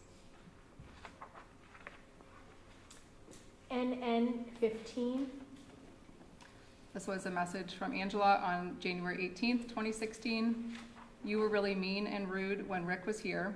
And then a second one of the message. Hey, listen, I need to tell R something. This is the 4th time Sophie has came here saying her butt hurts and she as bright red down there. Today, she won't let's touch her. NN 16. This was a conversation between Billy and Angela on January 27th, 2016. Billy, I never cared all that much about you yelling at me. I miss you more than you will ever know, but no, I am never coming back. I am moving on. You are more than welcome to come, bring babies, and come on. Angela, well, they are not our babies, and I would never do that to George and Jake. I would have killed someone if they would have even mentioned going away with my babies. And if you really missed me, you would do anything or go through anything for me. I went through hell for you. Billy, well, I can say the same thing to you, so I guess that is that. But I love you, and if I can do anything for you, you know I will. So not much has changed. Angela, I don't understand how it is fair what you are doing to the boys when you have done worse to or said worse about your parents, and yet there they are still helping you with a smile on their face. Billy, big fucking difference. Those motherfuckers don't give a shit if I live or die, unless they need something, so fuck them. I am pissed now. Thanks, I'm going to bed night. Angela, so be pissed. Your mom and dad and Robin don't care about you and never have. You don't know who really cares. That has been your whole problem. I love you, but it is time for you to stop being a butt. Billy, look, if you want, talk to me. Change subject. Night. Love you. Angela, okay, I'll let you win tonight, but something has to change between us. I am really trying to be better, but you act like it has to be all your way. Spool, not fair. Billy, that's the problem. There is no competition and everybody loses. NN 17. This was a conversation between Billy and Angela on January 29th, 2016. Billy, I am getting used to being by myself again. Angela, I can't help you with that. I want to be with you, but Bullvine and Sophie need help. If you won't give and help me with the babies, I can't just stay away. I have never seen you like this before. Billy, you take care of babies. They need you, and they are the only thing that matters. I'll take care of myself. I am good at it. NN 18. This was a conversation on January 30th, 2016 between Angela and Billy. Billy, I can still set you free. Angela, sweetie, don't keep doing this to me. Out are making me feel bad. I should never have to choose between kids and grandchildren and my husband. I've never asked you to choose something like that. Billy, bet you can't tell me what I would choose. Angela, yes, but you don't have a little boy hold you, T-mite, and say, I love you, mommy. L. Billy, I know where I am at. I know you're gone forever. I'll survive. Besides, Vine is best. He can have you. And 19? This was a conversation between Billy and Angela on February 2nd, 2016. Billy, the only thing you worry about is the boys and the farm, and that's fine, but I am not interested. You can do what you want. I don't care, but you should not try to sink me every time I want to try something, not like I asking you to go. Billy, tried to get you all to do that years ago. All I got was a good fuck you, daddy. Billy, going to sleep, talk to you later. Angela, I am not trying to sink you. I told you before, I did not realize something was major wrong. I admitted to that. How am I sinking you this time? Yes, I worry about family. You and I are important, but the whole group of us is important too. I am not trying to stop you from anything. I thought we were trying to just talk to each other. Billy, it's a fine mess. Angela, well, maybe it is worth you helping me work it out. Billy, driving, got to go, I love you. I don't think it's fixable this time. And 20? This was another conversation on February 2nd, 2016 between Billy and Angela. Billy, yeah, it's the little bastards. As for you, they are your monsters. You keep them. Angela, I will keep them, but if you only knew how much they act and think like you won with them. I should have had girls. So are you getting us a place? Billy, no, I am get me and my dog a camper. You stay with them and take a Vine because he needs you more than I do. Angela, thought you was going to build me a cob house. Angela, hello? Billy, why? You're not going anywhere. Angela, I was really looking forward to doing something big with you. Bullvine and Sophie would have enjoyed it. See, we made plans and you decided not to without asking. Billy, would you go? How do you plan to pull that off? Angela, I will just have the babies with me most of the time till they are old enough and don't want me around. And 21? This was a conversation between Billy and Angela on February 5th, 2016. Billy, and I am pissed about it. You were supposed to go with me, so don't talk to me about not caring. All three of you fucks don't give a shit if I live or die, just how much you can bleed. Billy, and I really miss you, and I know I'm not going to get to see you much anymore, and it sucks, but I am tough and I can take it. Angela, just get a motorhome and park it nearby so you can see me. If you care about me, you will. Billy, I don't want to stay around there, nothing but bad memories. If you cared, you would not ask me to. Angela, okay, fine, I understand, but we are all going. Billy, you and the babies can. Billy, do you know we were together more than we were ever apart? Angela, I know. Nope, I mean all of us. You don't leave someone behind, especially family. And 22? This was a conversation between Billy and Angela on February 20th, 2016. Angela, okay, I don't know what I am going to watch tonight. I am hoping he goes to sleep soon. Sophie is being wild as usual. Billy, get Jake to watch her. Angela, we are all watching them. Billy, I just worry about you getting enough rest. Like always, I am the bad guy, but it okay. After 25 years, I am used to it. Angela, how are you the bad guy? I did not say Jake was making me watch her. She is always like this when she gets here. That is fine, you are worried about me. I like that, but you could never understand. They don't make me do anything I don't want to do. Billy, oh, don't worry, I understand just fine. Angela, no, Yummy don't understand. That is easy to see. George and Jake are not our problems. They did not cause them. Our problems is all about us. And 23? So it's a conversation between Billy and Angela, February 24th, 2016. Billy, I got a plan if you just take one damn minute and listen. Angela, okay, tell me. Billy, when I see you, but this is the last time I am going to try. If the three of you don't take time to listen to me, then oh well. Angela, okay. NN 24. This was a conversation between Billy and Angela on February 28th, 2016. Angela, that stupid Hannah took suds and pierced her ears today. Billy, I bet Jake wigged, and I think that's child abuse. Angela, yes it is, and yes, Jake is mad. Billy, well, there's nothing he can do about till he takes her to court. Angela, I know, when she comes back, he is taking them out. Billy, I told Jake we would get a lawyer if she don't straighten up. Angela, I know, I think we are going to take the earrings out when she comes next week. That is what Jake said. That way her ears will grow shut where the earrings were. Billy, that's good. Make sure you watch real good so they don't get infected. NN 25. This was a conversation between Angela and Jake Wagner on February 29th, 2016. Angela, sorry about that. Bullvine was having an anxiety attack over Sophie. He even puked this time. He is better now. Did she threaten to keep Sophie from you or anything? Jake, not exactly. Why?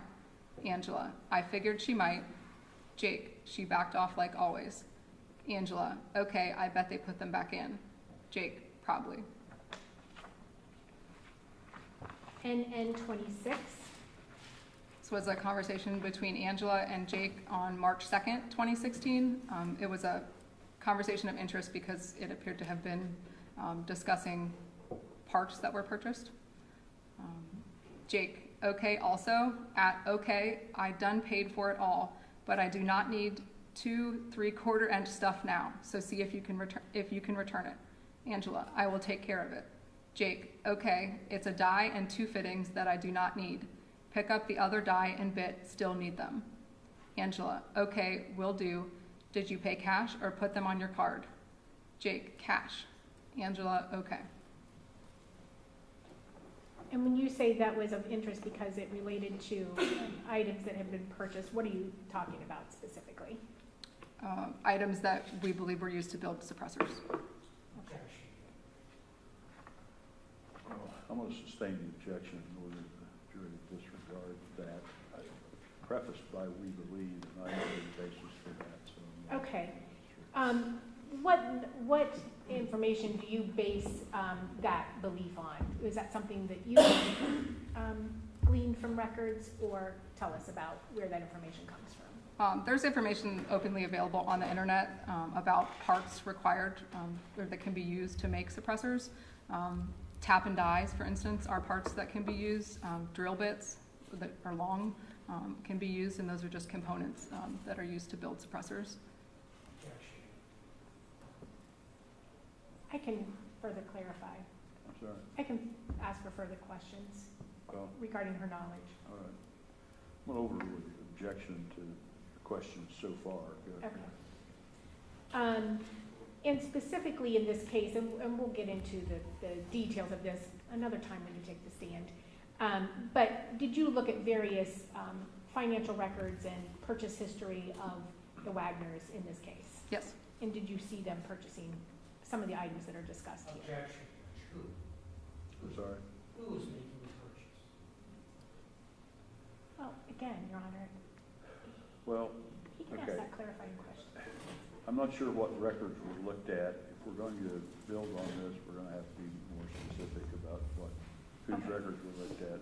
What kinds of records did you look at? Amazon purchases, eBay purchases, purchases that required PayPal, other types of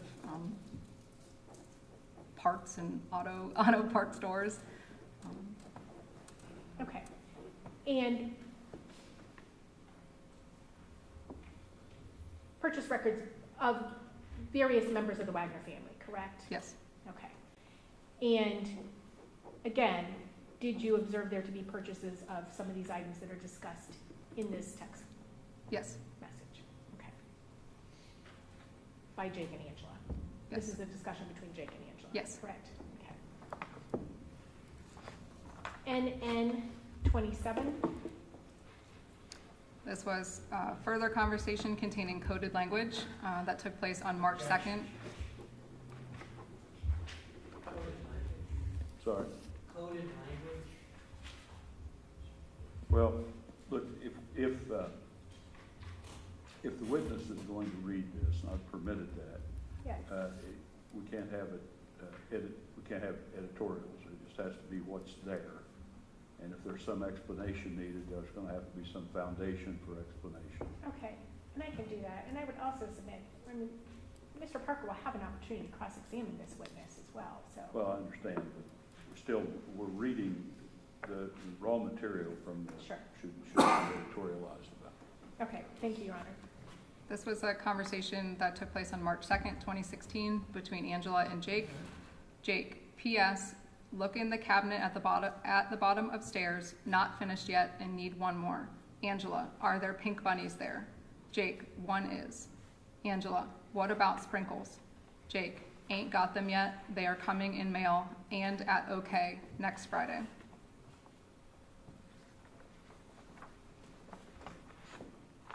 In NN 28. This was a conversation between Angela and Jake that occurred on March 3rd, 2016. Jake, is her earrings in? Angela, no, they weren't when I got home. They were hurting and she was crying, so I put antibiotic med on them. Jake, okay. Okay. And does that conclude the items of interest that you found when you examined the contents of Angela Wagner's phone that was recovered from State Route 41? Yes. Okay.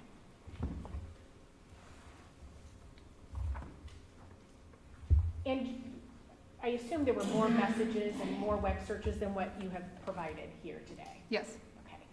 But tell us how you went about selecting the items that you felt were pertinent to this case.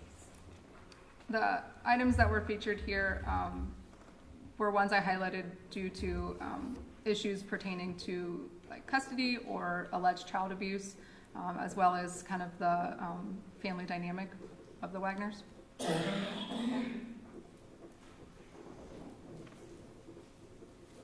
And you indicated the one where it talked about pink bunnies, you believe that to be not talking about bunnies? Correct. Pink bunnies, okay. Based on your information and involving this case, what did you and or the investigative team believe that to be? The basis is, yes.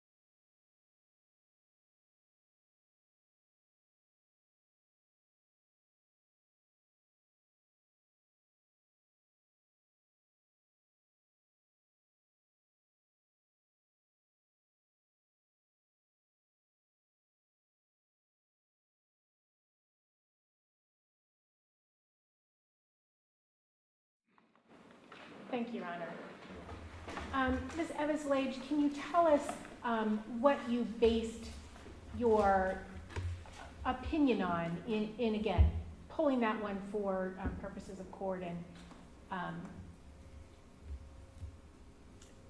believing that it was, in your words, coded? Tell us what the foundation of that belief was. Well, first, there was a mention of and OK, which in the prior messages, there were parts to be picked up or exchanged at OK, which I interpreted to be OK Auto Parts. And there were known purchases that we identified later from various auto parts stores. And as well as the conversation, the pink bunnies, it was highlighted at first, not knowing exactly what that meant, as well as the sprinkles. Okay. That was right on the heels of the discussion about the various parts regarding what you testified to could be used to make silencers, correct? Yes. Okay. Objection to the legal nature of that explanation. Say it again. Objection to the legal nature of that explanation.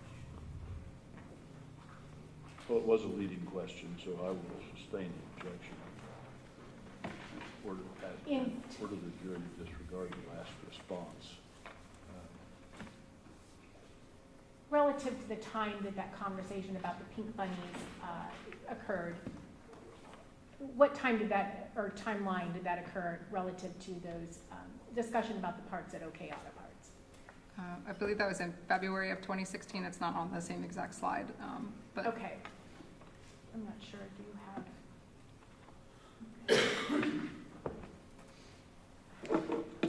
Sorry.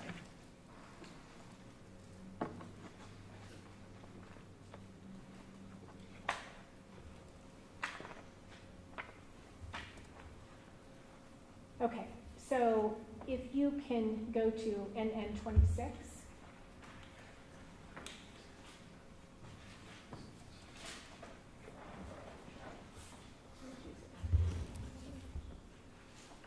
Okay, so NN 26, is that the conversation about the parts, the die and the two fittings?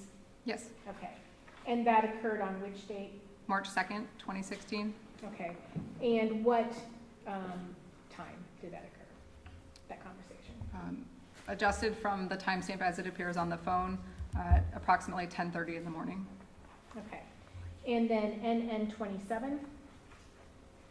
The same day, just later on, and also adjusted from the timestamp from the phone at approximately 11:30, 11:30 p.m. a.m. I'm sorry. AM. Okay, so basically within an hour Yes. of that first conversation about the parts. Okay.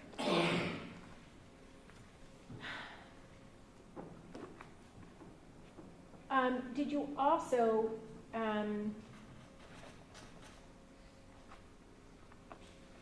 conduct a review of records that were extracted from a phone belonging to Jake Wagner? Yes. And can you tell us where did that phone come from? Search warrant. Okay. And that was one that Special Agent Schreiber obtained pursuant to a search warrant, correct? Yes. Okay. And can you tell us if you provided a visual on this as well? Yes, I did. Okay. 001.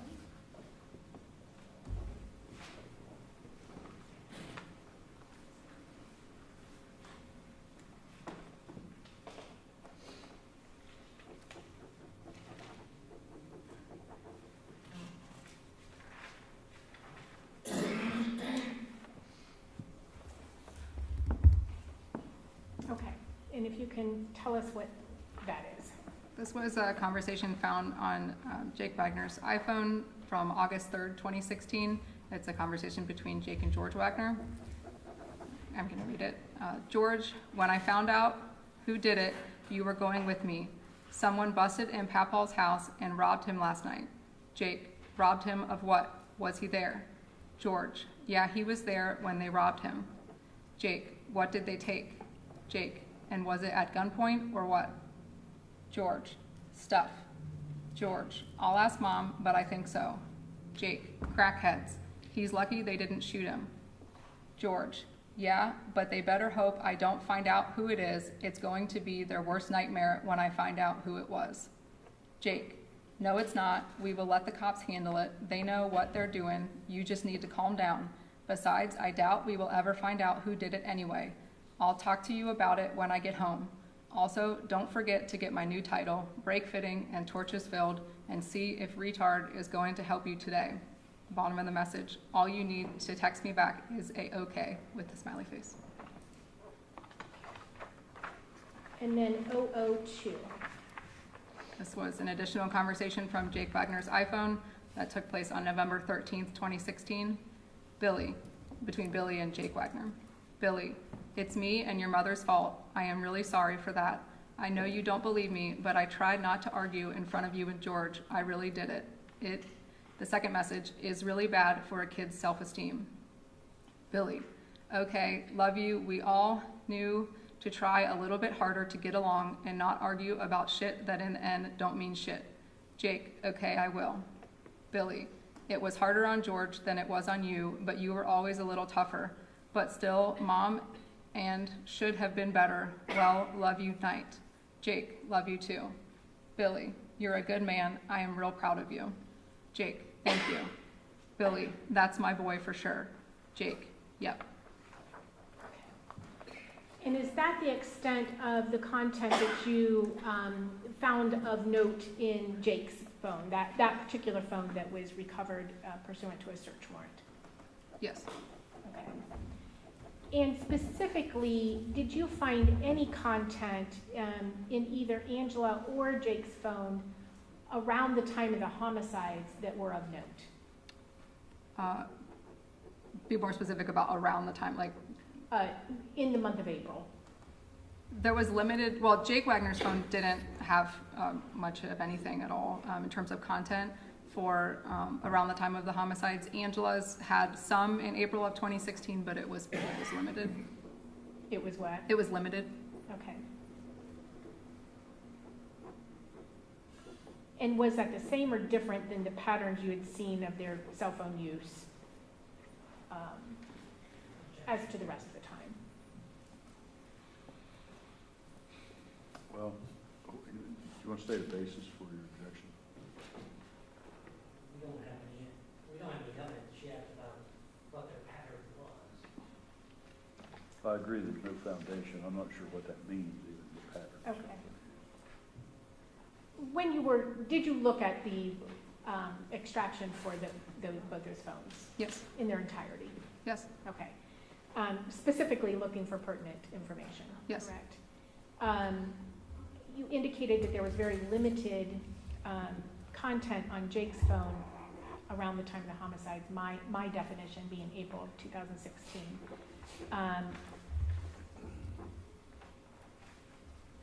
And also that the same was true for Angela's phone.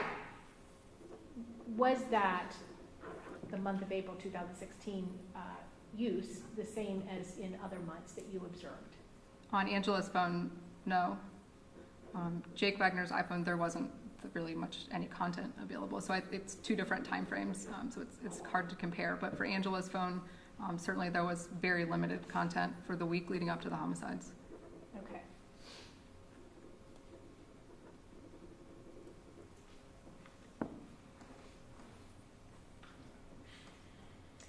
And can you tell us the information that you have shared with us here today, is that information that you also would have provided to the investigative team in this case? Yes.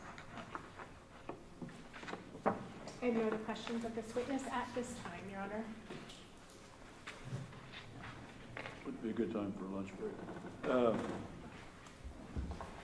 It's 11:59, so we're essentially 12 o'clock, so we'll take a lunch break till 1 o'clock. At 1 o'clock, the jury is to assemble at the jury room and be brought up to the courtroom by court personnel, as always. While you're on break, do not discuss this case among yourselves or with anyone else. Do not permit anyone to discuss this case with you or in your presence. Do not form or express an opinion concerning the case. Do not do any research as to the facts or the law of the case from any source whatsoever. Do not read, view, or listen to any reports or accounts of this case from any source whatsoever, and have no contact with any of the participants in the case, including parties, counsel, and witnesses. Does counsel for either side have anything further before we recess for our lunch recess? No. All right. Then we are in recess until 1 o'clock.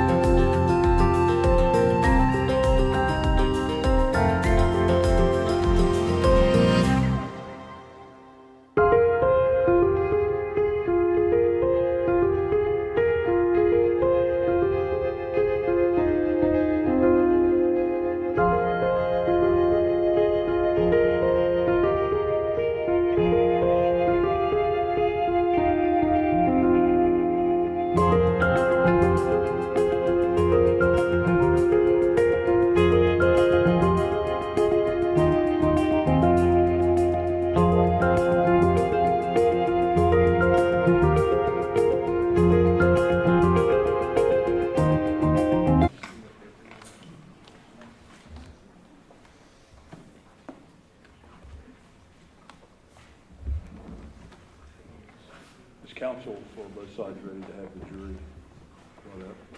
Yes, sure. Yes.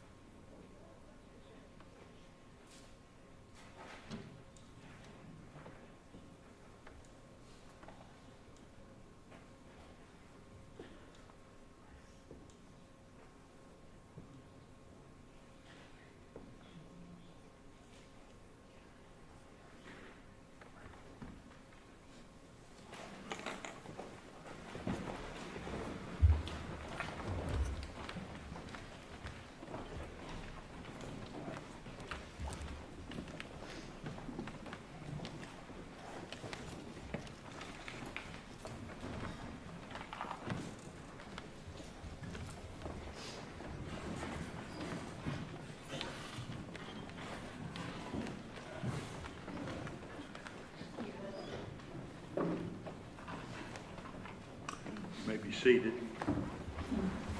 The state had concluded its direct examination of the witness, correct? We were finished, yes, Your Honor. And did the defense get a copy of the exhibit that you requested? Yes. Are you ready to cross-examination? All right, the defense may cross-examine.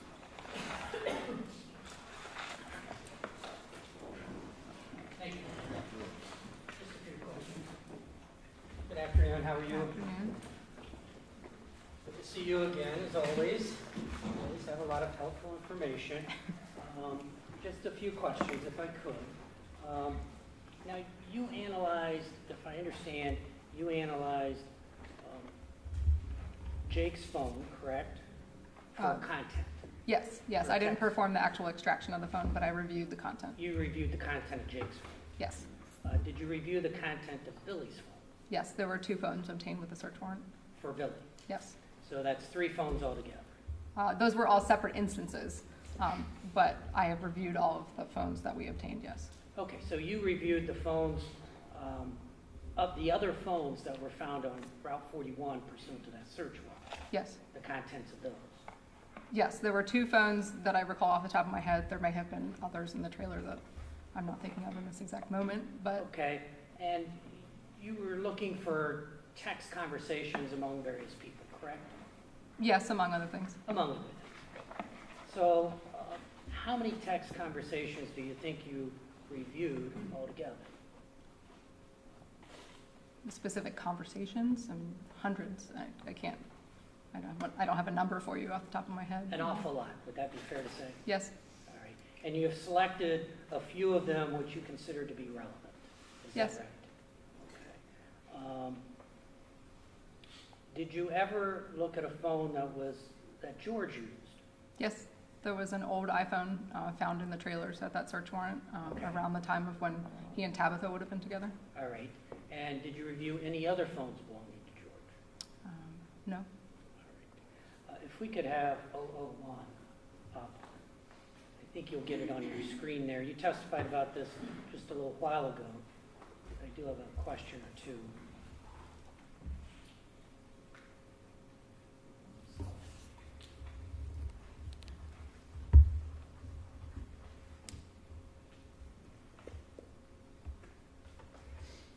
Is that on your monitor there? Yes. Okay, I believe this has been marked State's Exhibit 00-1. Oops. Okay. And that's from August 3rd of 2016, correct? Yes.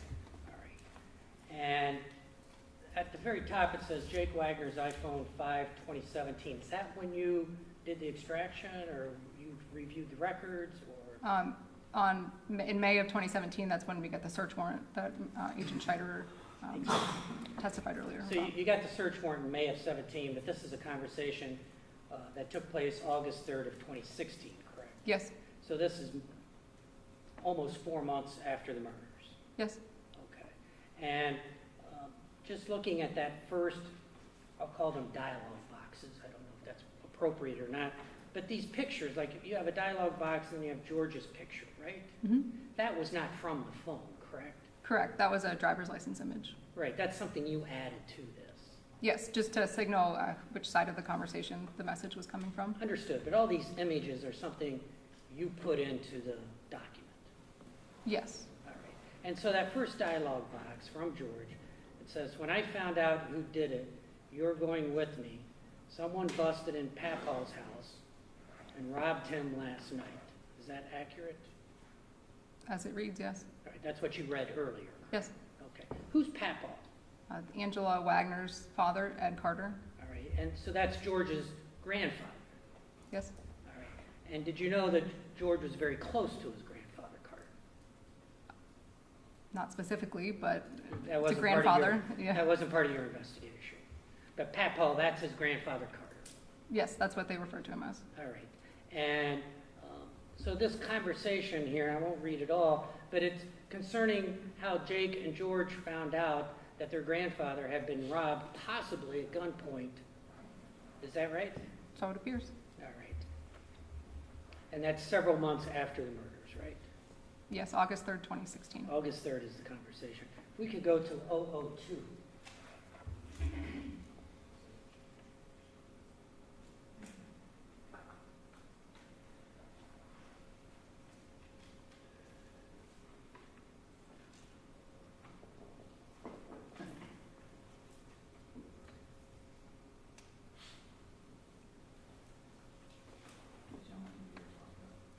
Okay, take your time.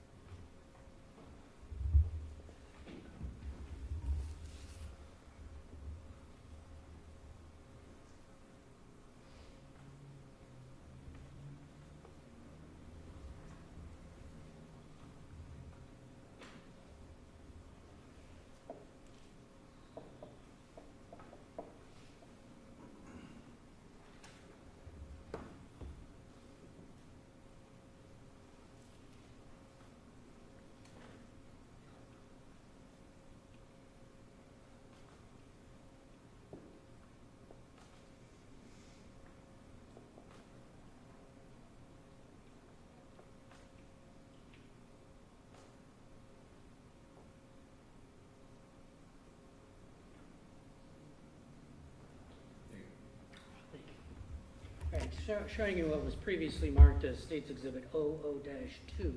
This is the content from Jake's phone seized in May of 2017, and it's a conversation between Billy and Jake that took place November 13th of 2016, right? Yes. Okay.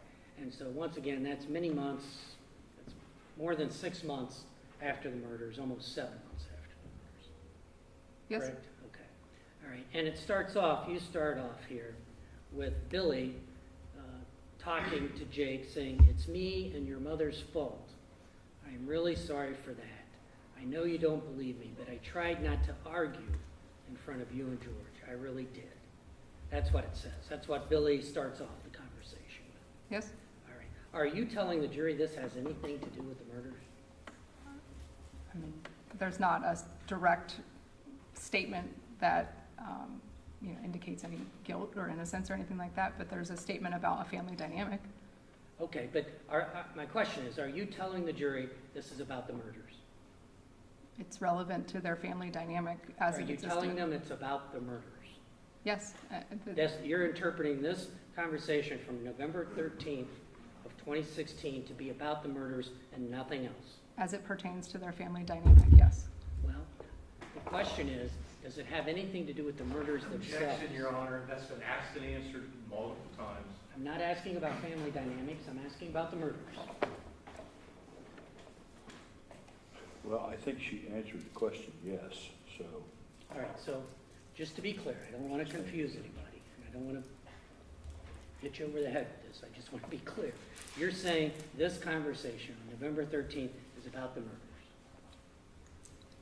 Are you asking me if it's in terms of physical evidence? Is it in terms of a potential motive? Is it in terms of a family dynamic as it pertains to the Wagners? You'd have to be more specific. Would you agree this is open to interpretation? Yes? It's a short excerpt of many, many conversations. Yes? Go ahead, just a moment.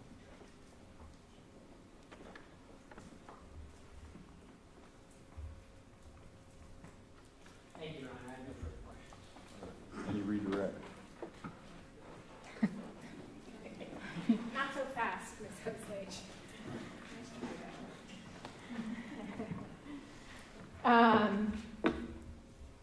Okay, so just a couple of questions. First of all, you know Angela's father is Ed Carter? Yes. Correct? And you believe that was who they were talking about in that conversation? Correct? Yes. Okay. Are you aware if he has a felony record? I believe so, yes. I don't know the specifics, though. Okay. And were you aware that the Wagners left and went to Alaska when Mr. Carter was in fact very ill and actually expected to die? Yes. And were you aware that when they were in Alaska, none of them came back for the funeral of Mr. Carter, correct? Yes. Okay, including George. Yes.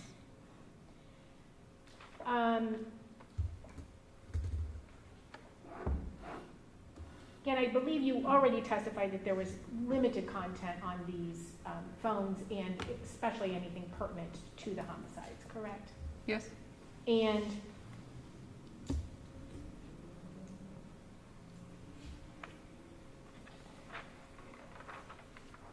you were asked specifically about that last conversation between Jake and Billy, correct? That occurred in November of 2016. Yes. And he's basically saying that, apologizing for arguing in front of he and his brother George, and saying that he was proud of his son, proud of Jake. Yes. Am I correct that when he's apologizing to him, that he was not apologizing about anything regarding the homicides? In your, why did you select that, I guess? Why did you select that conversation? It was unlike other conversations I had read in prior messages. I don't recall any other instance of him saying he was proud of either of the children. So it was one that stuck out in my mind. Okay. And so specifically, you felt it was pertinent because it was some evidence of the family dynamics at that time? Yes. Okay.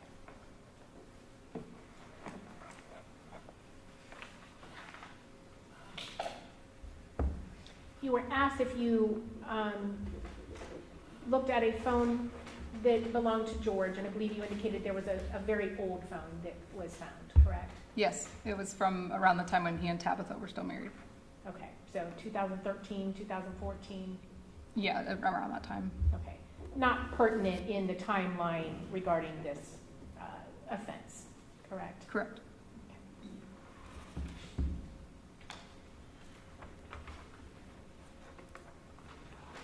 Okay. I have no other questions at this time, Your Honor. Thank you. Any further cross?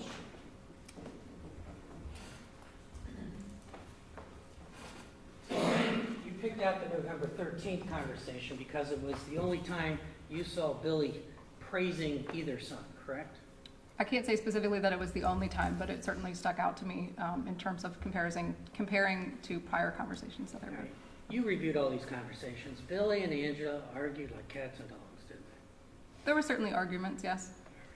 And Billy certainly wasn't one to heap praise on his sons, correct? I don't recall much of that, no. And Ed Carter, you were asked if he had a felony record. He was a drug dealer, wasn't he? I recall allegations of that, but I don't know of anything specifically. And out of the house where he was living that he got robbed, that's where he was dealing drugs, right? I have no knowledge of that. And directly. Jake mentioned in that conversation that he must have got robbed by crackheads, right? That's what he said in the conversation. He said crackheads, yes. Thank you. I don't have any- Any further redirect? Any further redirect with these things? All right, I'm going to sit down. The state will call its next witness.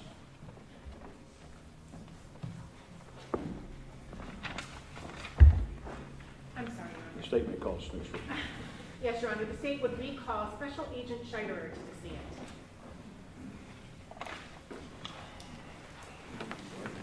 You solemnly swear or affirm that the testimony you are about to give shall be the truth, the whole truth, and nothing but the truth as you shall answer unto God. I do. Are you seated? State may begin. Thank you, Your Honor. Special Agent Scheiderer, could you go ahead and restate your name for the record? please? Ryan Scheider. Okay.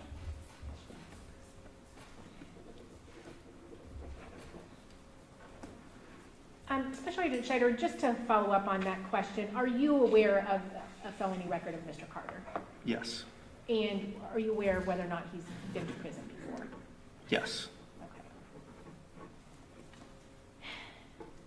Okay. Just want to talk to you now. We've already heard testimony about search warrants that were conducted at Peterson Road and State Route 41 and the Flying W, correct? Yes. And you were present for each one of those search warrants? Yes, I was. Okay. And additionally, you had already testified that you got a search warrant to obtain the phones belonging to Jake and Billy Wagner, correct? Yes. And then we also heard testimony just today about other phones that were obtained from State Route 41 and extractions were conducted and content was looked through by CIU analysts, correct? Correct. Okay. So at this point, can you tell us, now you have collected ballistic evidence that we heard Matt White also talk about that matched the shell casings or cartridge casings that were fired at both scenes 2 and 3, and we have the shoe print evidence that has now been linked to the Wagners via the Walmart receipt and the image of Angela Wagner. We had those forged custody documents, etc. So various pieces of evidence that you have collected in that time span of basically May 10th and May 12th on, I guess, in May 13th of 2017, correct? Yes. Okay. Can you tell us then what, did this signify a change or a shift in the investigation? Yes, it did. And tell us about that. So when I talked earlier, I talked about how when you look at suspects, typically your investigations go like this and narrow down to somebody. Ours, during this case, went like this, but now we're to the point where narrowing down our suspects. So we now know that the firearm that killed Frankie and Hannah Mae and Hannah Hazel and Dana and little Chris was shot at the defendant's home, 260 Peterson Road. It produced shell casings at that exact same residence that the defendant lived in. So somebody at that residence owned or possessed that firearm at some point. We know that. We also know that 2 pairs of shoes were purchased at Walmart, so by Angela Wagner, and so everything is pointing to, somebody at 260 Peterson Road is probably responsible for these homicides, right? Like, that's where we have to follow. So at this point, they're suspects. The Wagners now have become suspects in these crimes. And they also know that we're onto them, right? Because we did this big search warrant at 260 Peterson Road. We did the big search warrant at State Route 41. And we did the big one at Flying W. All of those produced activity that the media became aware of, as well as the Wagners. And I know they became aware of it because they contacted me about it, about the search warrants. So now we are focusing in on them. Okay. And basically, prior to May 10th and May 12th and 13th of 2017, you had some indications, because you already testified before, that you were starting to have suspicions regarding the Wagners based on Jeff Tackett and Charlie Gilly and records not matching up to the way they were describing things. But at this point is when you first had both ballistic and other physical evidence tying them to the crime. Correct. Before it was suspicion and things weren't adding up, now we have evidence. We have physical evidence that says that somebody at that residence at 260 Peterson Road, which the only people that lived there were George Wagner, Jake Wagner, and Angela Wagner, possessed the firearm that killed 5 people on Union Hill Road. Okay. And what plan did you formulate from then, or what did you want to do next in your investigation? When you have an investigation with multiple suspects, multiple defendants, one of the things you want to do is get a statement from each one of those. Well, the best way to do that is to have them separated, right? You don't want them together when you talk to them because they feed off of each other. And you certainly, so how did we do that? How could we do that at that time? That was the question, because every other time that we had attempted to make contact with them, it became difficult. I testified about how the time that I went there with Special Agent Mulford, and Jake, George, and Angela were outside, but as soon as we arrived, George went inside. So, that's an avoidance, right? So, Well, sustained in that it suggests a reason. So one of the things we wanted to do is figure out how can we get a statement from all 4 Wagners at the same time where they're away from each other. And that's been difficult up to this point because you had Billy living at Flying W Farms, and you had the other 3 living at 260 Peterson Road. Sometimes they're home, sometimes they're not. So how do we coordinate to where we get all of them at the same time? Okay. And can you tell us what plan did you come up with in order to effectuate that? Based on information that Jake had told us and Billy had told us that I had testified previously to about traveling to Alaska, we were also aware that they were coming back approximately May 22nd. So with that information, we had made contact with Customs and Border Patrol, Homeland Security, and once they did leave, we were able to verify a little bit of their point of exits and entries. And our goal on our plan was to intercept them at the border of Canada and the United States when they returned back from Alaska on their scouting trip. Okay. And you indicated that you had some idea of their travel plans based on what Jake had told you. Did you also have some other intel in the form of pings or pen registers? Yeah, at this time, we also were up on all 4 individuals' telephones. So we had ping orders, which tracks their movement, and we also had the pen registers going on, which would tell us call detail record type stuff. So incoming and outgoing text messages and telephone calls, but you do not get content. It's simply stating this is an activation, this is an attempt to communicate, and then it provides that telephone number that it tried to communicate with. Okay. And then pings do what? It tracks the movement of the device, and again, I'm not a cell phone expert, so there's different ways that the phone companies can do that, but in general, it tracks the phone, the device itself, Okay. by location. Okay. So you indicated that your goal was to intercept them at the border when they returned to the United States. What arrangements did you make, and with whom, and in what state? So we had learned through Border Patrol and HSI that the Wagners had exited through North Dakota into Canada, drove clear through Canada, and then went into Alaska. We assumed that that's where they were going to return. It just, to us, it made sense that they would return to the same place that they exited the United States. Okay. And so what did you do with that belief? We reached out to basically our sister agency in North Dakota. There's an agency that's very similar to BCI, and made contact with them and explained what our plans were, that we wanted to intercept the Wagners, all 4 of them, at the border, that we wanted to separate them, and that we wanted to conduct interviews on them at that time. Okay. And were they cooperative and helpful? Yes.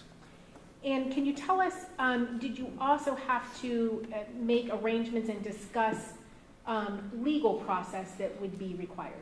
Yes, we did. Can you tell us about that? Also, one of the things that we wanted to do at that time was we wanted to go up on their telephones with an intercept warrant. So we wanted to listen to the conversations of the Wagners, but we also wanted to plant a listening device into the vehicle of the Wagners when they crossed back into the United States into North Dakota. So we had reached out to North Dakota authorities saying, hey, this is what we want to do. Can you help us with the legal process of that in your state? Okay. And was there also legal process that had to be obtained in the state of Ohio as well? Yes. And tell us about that. The intercept warrant, so you can receive the intercept warrant through Ohio. So in Ohio, to get an intercept warrant, to monitor it, you can, so the warrant is good for the county in which the crimes are committed or in which the listening device. This is, It's a legal matter. Wait, he has to make application. I'm gonna overrule the objection. Thank you. I kind of forgot where I'm at, but Okay, so you have to get you can get a interception warrant, I believe either where you're going to listen to it or where you're going to install the device, I believe you were. correct. And I'm aware of that because I'm certified through the state of Ohio to be the affiant on an intercept warrant. So I went to school specifically so that I could be the affiant on those warrants. And that is a mandate that you have to do before you can even apply to get one of those warrants. Okay, And it lists the rules and what you need to follow to apply for those warrants. okay. Compared to other search warrants, would you say that this application for an interception warrant is more or less involved? Objection. Overruled. Should mention that. It's a tremendous process. So you have to have a lot of, obviously you have to have probable cause there's a crime committed and your potential suspects. But yes, it is a huge legal process because, no judge is going to authorize you to intercept. Sorry. It's not relevant. How is it not relevant? Well, this is background as I understand it, so I'm gonna overrule the objection. Thank you, Your Honor. Again, it's hard to keep track of where I'm at, but yeah. So you have to tell the judge, explain to him why you want to intercept somebody's conversation, right? That's very protected information. Like we just don't want the police out intercepting people's conversations. So you have to go through a whole process explaining the probable cause of, that your target's committed the crime, as well as what you intend to gain from your interception of these communications. So it's a big process, and it has to be reviewed by attorneys. Objection. Overruled. And are there specific statutory requirements of what has to be contained in that application? Yes. Okay. So did you first obtain an interception warrant in the state of Ohio? Yes. Okay. In regards to each of the four Wagner's phones, correct? Yes. And did you also seek an interception warrant in regards to installing a listening device in the vehicle that the Wagners were driving? Yes. And just for clarification, were they traveling in one vehicle? The Wagners, when they left Ohio, were in one vehicle. It was a Suburban or Yukon style vehicle. So it would have been all four adults, Jake, George, Angela, and Billy, and then the two minor children that belonged to Jake and George. Okay. And, okay, so you talked about, you believed they were going to come through in North Dakota. You had made contact with your sister agency, seeking help both in making arrangements for conducting interviews at their facility, correct? At the border facility, The correct? border Yes. facility, sorry. And then also seeking contact information for people who could help with the legal process, correct? Yes. Okay. And can you tell us, do you have a recollection as to what day of the week you were planning to arrive or intended to arrive in North Dakota? Yes. We left Rickenbacker Air Force Base on Saturday, the 20th of May, 2017. And so obviously a weekend, correct? Correct. Okay. And did you have contact information for those individuals where you would be able to contact them outside of normal business hours? Yes, we'd spent In that North week Dakota. preparing for that contact up in North Dakota, which specifically was with the North Dakota authorities. Okay. And can you tell us, okay, before you went up there, I'm going to focus on that time period first of all. Were there other preparations that were made in anticipation of traveling to North Dakota to interview the 4 Wagners? Specifically, were there a collection of pieces of evidence and information to take with you? Yes, there was interview folders that were created by CIU, our analyst, that were basically resources that could be used by the agents during the interviews. Some of that stuff would have been lab reports on the ballistics that we've now matched up the shell casings from Peterson Road as well as the crime scenes, the Walmart receipt and the photographs, the forged custody documents that George and Jake, that we found with George and Jake's names on them, as well as some of the communications either through text message or Facebook Messenger. Those things were provided in those folders as resources for the agents. Okay. And those were available for you to use during your interviews or your attempts to interview the Wagners? Yes. Correct. Okay. And was there a team responsible for also figuring out the best device to use if you were in fact going to get approved for installing a listening device in a vehicle, et cetera? Yes, so as far as I'm aware, BCI had never installed a listening device like that before, so there was research done on what kind of devices we would need to install because we really weren't sure. I mean, it's kind of it's groundbreaking. So yes, there was, we have tech ops. I just explained that the first time I testified. That's one of our units at BCI, and they do a lot of things with like surveillance cameras, hidden recording devices. They run the wiretap room and things like that. So they provide technical support to the agents. So those agents and that unit went out and started preparing like what kind of device they thought would be best. And they actually did mock-ups of it to try to figure out how to install it. Okay. So after all of these plans, did you in fact travel up to North Dakota? Yes, we did. And can you tell us how you traveled? The Air Force took us. Okay. And who all went with you at that time? Like who from the agents, I don't need specific names, but what types of Agents categories? from SIU, cyber crimes, tech ops, the CIU analysts, the 2 that have testified today went with us, and then also special prosecutors went with us. Okay. And each for conducting their own, fulfilling their own role and duties while they were out Correct. there at the border. Okay. What happened when you arrived in North Dakota? We got off the plane, and once we started getting making final arrangements there, like getting vehicles to travel to where we needed to. Once we finally got cell phone service, then we were alerted by Customs and Border Patrol, HSI, that we were in the wrong state. What do you mean by that? As the Wagners had exited Alaska to go into Canada to come back home or back to Ohio, they had to declare their port of entry once they were, trying to get back into the United States. And at the point they declared they were coming through Sweetgrass, Montana. Okay. And so what did you do at that point? We asked and again, I don't know if it was Air Force or Air National Guard, so it could have been the Air National Guard that flew us, but we asked the Air National Guard to fly us from North Dakota to Montana. Okay. And so they flew us to the nearest airport that could facilitate their aircraft. Okay.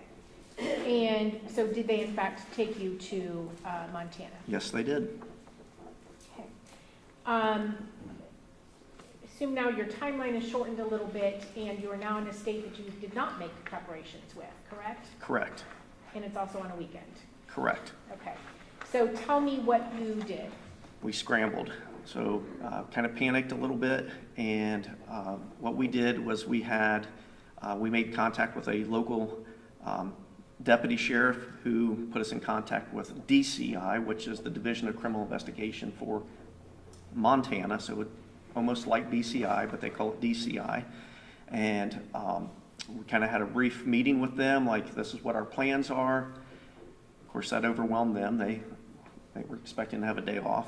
So we kind of met. One group of our group from Ohio went up to the actual Border Patrol post to see what that facility looked like and to meet with the Border Patrol to figure out what rooms could be used. And then the other group, including myself and the attorneys, went to the Attorney General's office in Montana with a DCI agent to obtain any needed paperwork, search warrants, intercept warrants that were needed. And did you in fact obtain a search warrant to, first to install the device in the vehicles? Yes. Or the vehicle, sorry. And did you also seek and obtain an interception warrant to be able to intercept the conversation within those vehicles? Yes. Or vehicle, sorry. And part of the reason that we did both states was Montana thought it would be a good idea because of limited cell phone service in Montana. So when we put that listening device in, they were afraid there would be periods where we would not be able to hear the Wagners when they traveled. So their idea was to stick a body wire as well into the vehicle and monitor it with you can monitor it closer, like you have to be within basically eyesight of that device to monitor that, and that would be just a secondary way to monitor them. Okay. And that was a hidden device as well. Okay. So you got the requisite legal process and you had other individuals up at the facility scoping that out and seeing how it would be able to facilitate those interviews that you wanted to do. Correct. Okay. And were those arrangements made with the Border Patrol in Sweetgrass, Montana? Yes, they were.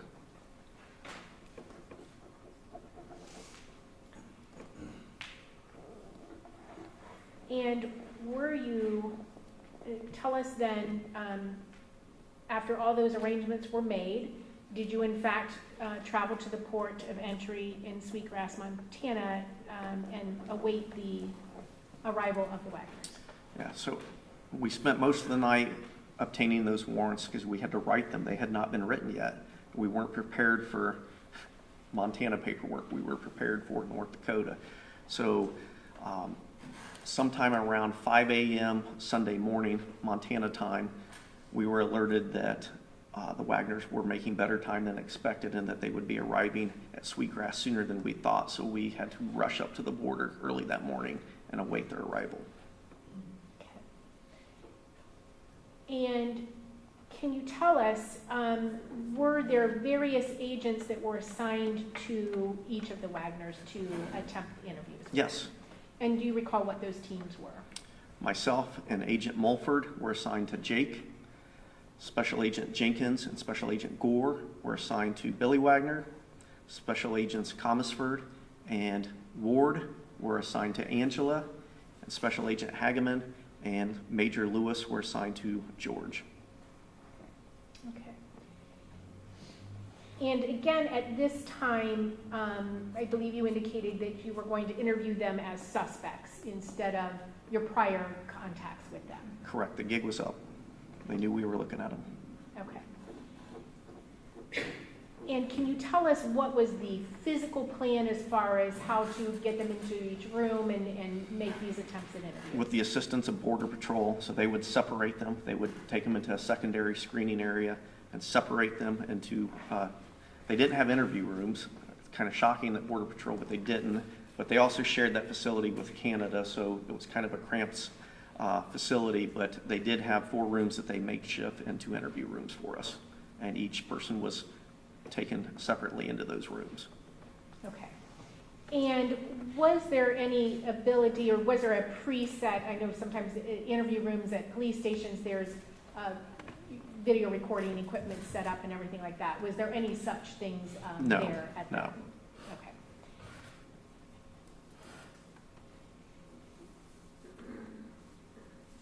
And in these interviews, because they were being treated as suspects, would they have been given their Miranda rights? Or was that Yes, part of the process? each person was advised of their rights under the Miranda decision. Okay.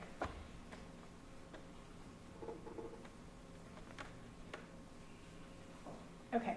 And there's been some discussion again of you surreptitiously recording various subjects or suspects, correct? Yes, Okay. And you already testified that this is standard practice to record your conversations and not necessarily alert the other person that the conversation is Correct. being recorded. Okay. Are you aware also that the Ohio Revised Code requires you as an investigator to record any conversation you have with a suspect who is in custody pertaining to some crimes? yes. Certain crimes under Ohio law, you have to record them. Homicide or murder would be one of them, aggravated murder, I believe. Rape is one. The most serious offenses, you're required if you do a in-custody interview or interrogation, that it has to be recorded. It can be either audio or audio-video recorded. Okay. But independent of the Ohio Revised Code requiring you to, that is your habit, correct? Yes, yeah, absolutely.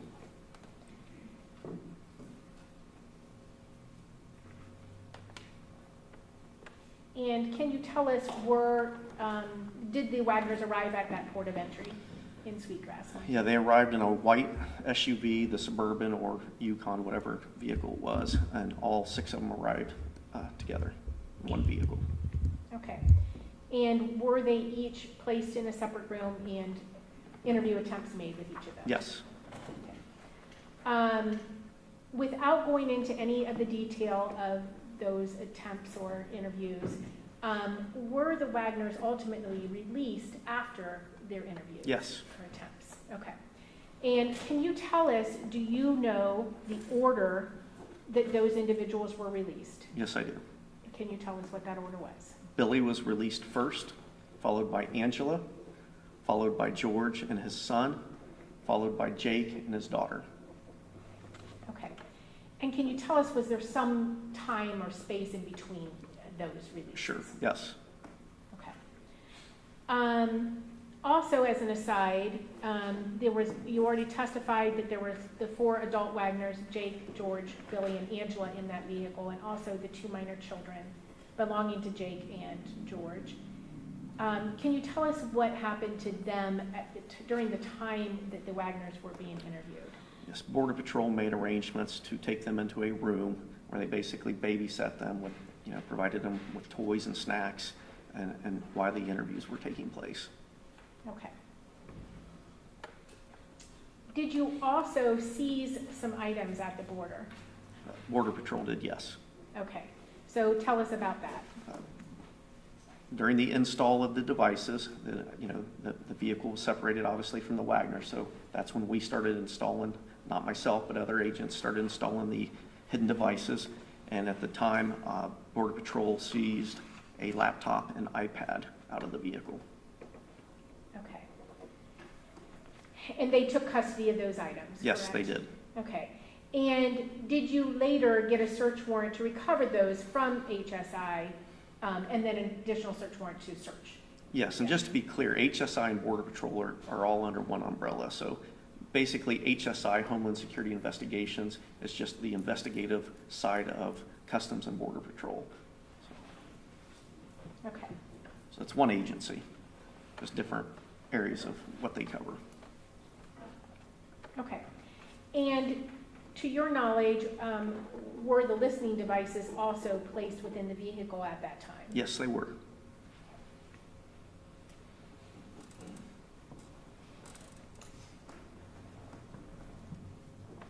And did you also go up on their individual phones at that time? Yes. And again, all 4 phones? Yes.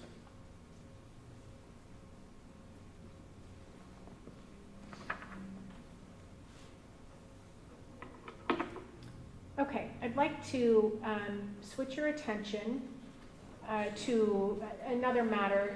We talked about previously during your search of Peterson Road that an item was found burned up in the burn pit that I believe was in that yard area, kind of to the left of the driveway when you pull It'd be in? between the driveway and the house, yes. Okay, Little garden area. all right, okay.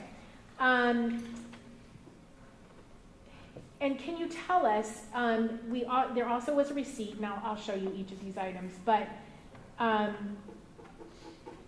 there was a receipt with that item located on it as well, correct? Yes, Or was there additional work done with that receipt to determine what that item was? yes. And can you tell us what it was? Learned to be. It was a home surveillance system containing cameras as well as a DVR.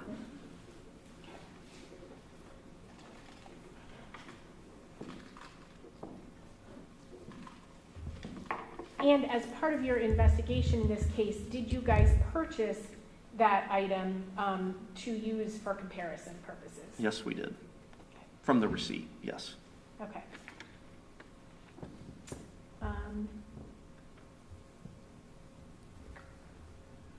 If you pull up BB229, which is JBW4009.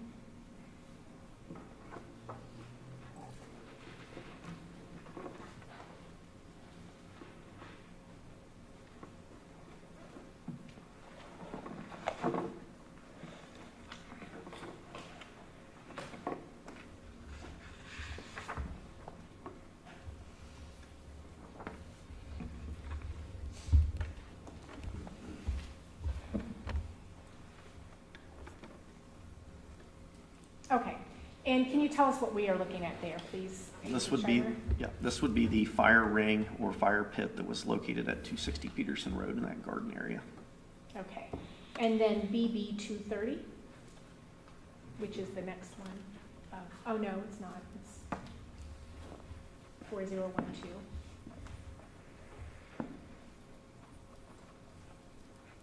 And can you tell us what that is? This was a item that was collected from that burn pit during the search warrant on May 12th. Okay. And you indicated that you used the information contained on the receipt to ascertain what that item was and then to also purchase an identical item, correct? Yes. Okay. And can you tell us, once you obtained that, what did you compare it to? What, the new item that you purchased, what was that compared to? It was compared to the item that was just shown on the overhead that was recovered from the burn pit. Okay. And can you tell us what observations you made of those two items, the item that was in the burn pit and the item that you purchased? It just, the item that was recovered from the burn pit appears to be the exact same item, just burnt and destroyed. Okay. I'm going to ask you, I was going to say, you may want to put on gloves because we've seen before that this is, well, burnt. May I stand up, Your Honor? I'm sorry. May I stand up? Oh, yeah. So I don't spill it on myself.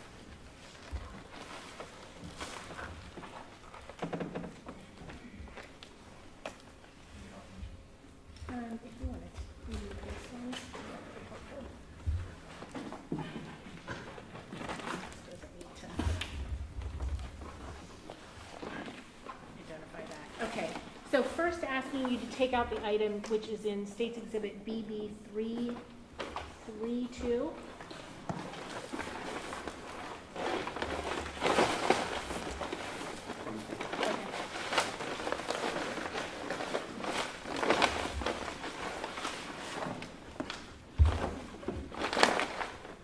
This is also item evidence number 94. Okay. Was that in the May 10th or This is the May May 12th 12th. search of Peterson? Yep.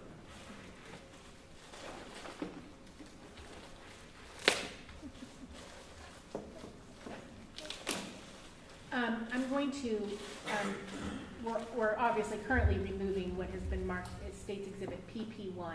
And can you tell us, first of all, what is PP1? It is a SWAN advanced security system, pro security in a box. It appears to be a 8-channel recorder with 4 cameras. The these two for home surveillance or business surveillance. I'll hold this one and you can hold that one. Can you? Okay. And if you can just walk in front of the jury and show them. Yes.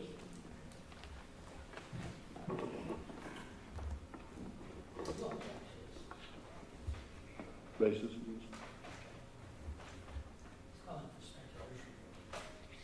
Over.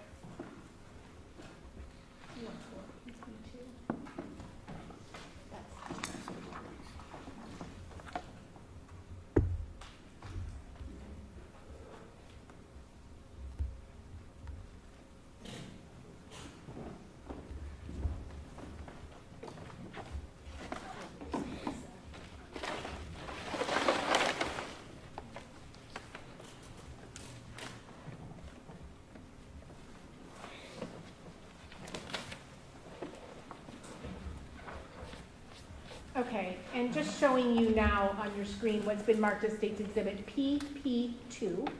Can you just tell us what that is? So this is the Walmart receipt that was located at State Route 41 during that search warrant. This is the receipt that we used to purchase this item, the new item. This is the item that we purchased. Here's the SKU number, and then here's a 3-year service plan for that device. Okay, and that was purchased on what date? The purchase date is 3/17 of 2016, so March 17, 2016 at 21:19 hours. In 9:19 p.m. Okay. And did you observe the various holes and places for hookup to be similar in those two items? Yes, once we compared what we purchased to the device that we recovered from the burn pit, they appear to be this similar device. They're not the same device because one's burnt, but they are the same make and model. Okay. And can you tell us, Agent Scheider, yesterday there was testimony about Room A at the Flying W, I believe where the bulk of those weapons were found during the search warrant of Flying W, correct? Yes, And can you tell us what room was Room A? Robin's bedroom, Robin Wagner's bedroom or living area. Okay. I have no other questions at this time, Your Honor.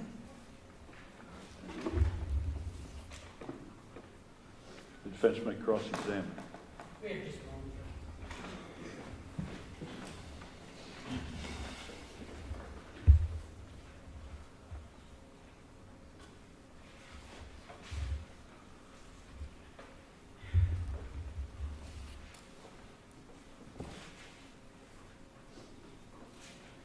Good afternoon. Good afternoon. See you again. The burn box that you have here that you just showed, this was purchased in March of 16, correct? Yes, All right. Do you know where it was installed? what property, is that what you're asking? Well, you found it in the burn barrel, in the burn ring, Correct. all right? And you I did found not find it, but yes, that's where it was BCI located. found Yes, it. yes, In the burn ring, and that was May of 17. yes, All right, so more than a year after it was purchased. correct. All right. Do you know whether it was ever installed anywhere? Yes, Where was it installed? at the residence at 260 Peterson Road. All right. And who told you that? Jake told us that, and I believe Angela told us that. Right. And Jake also told you it had nothing to do with the murders. Didn't he tell you that too?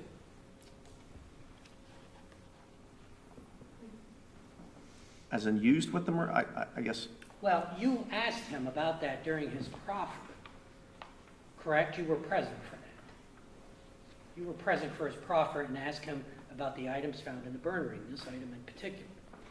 You asked him about that. I asked him, he You was, were present when he Okay. was asked about Yes. All right, and he said it had nothing to do with the murders. Isn't that what he said?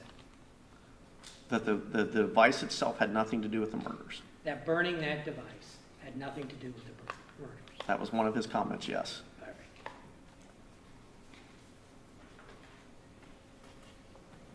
And they were moving to Alaska right around the time you found it burned in the rink, correct? Yes. And are you aware that a lot of people that live in rural areas, they burn things when they don't want them anymore? Are you aware of that? They burned trash, yes. Well, they burn things they don't want, whether it's one person's trash or not. Correct.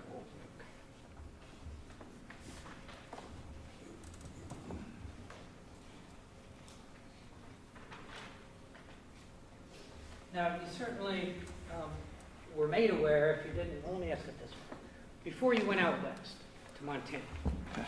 and North Dakota, you were probably aware, were you not, that cell phone service can be very spotty in those large states, kind of rural areas. You're aware of that. Yes. I mean, it's spotty in southern Ohio here, right? Yes. And it's even more rural out in Montana and North Dakota, correct? Yes. All right.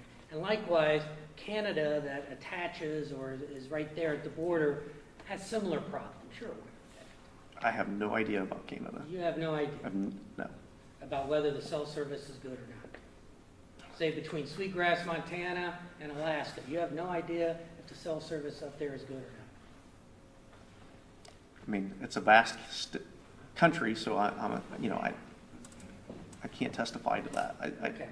You did not consult with anybody from Canada about whether there's good cell service between I Montana personally and did Alaska? not know. Anybody in BCI? They could have. I don't know. You're the lead investigator. Are you aware of anybody from BCI investigating whether there's good cell service between Montana and Alaska? I'm not aware of it. Okay, you're the lead investigator. Okay. Just asking Yes, you. I'm not aware. Okay.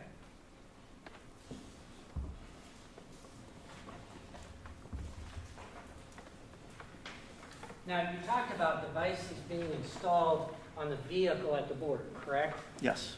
Well, they were separated and 2 agents per person were interrogated each person, right? Yes. All right. And in the meantime, there's other people installing these listening devices on their vehicle, correct? Yes. And there's really nothing useful that came from those listening devices on the vehicle. Is that fair to say?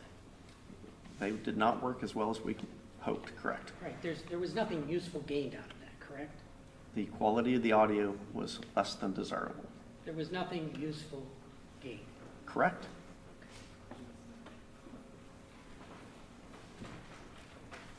And you were surprised that they weren't coming through North Dakota and they were coming through Montana. That's based on an assumption you made during your investigation, right? You thought they were coming back through North Dakota.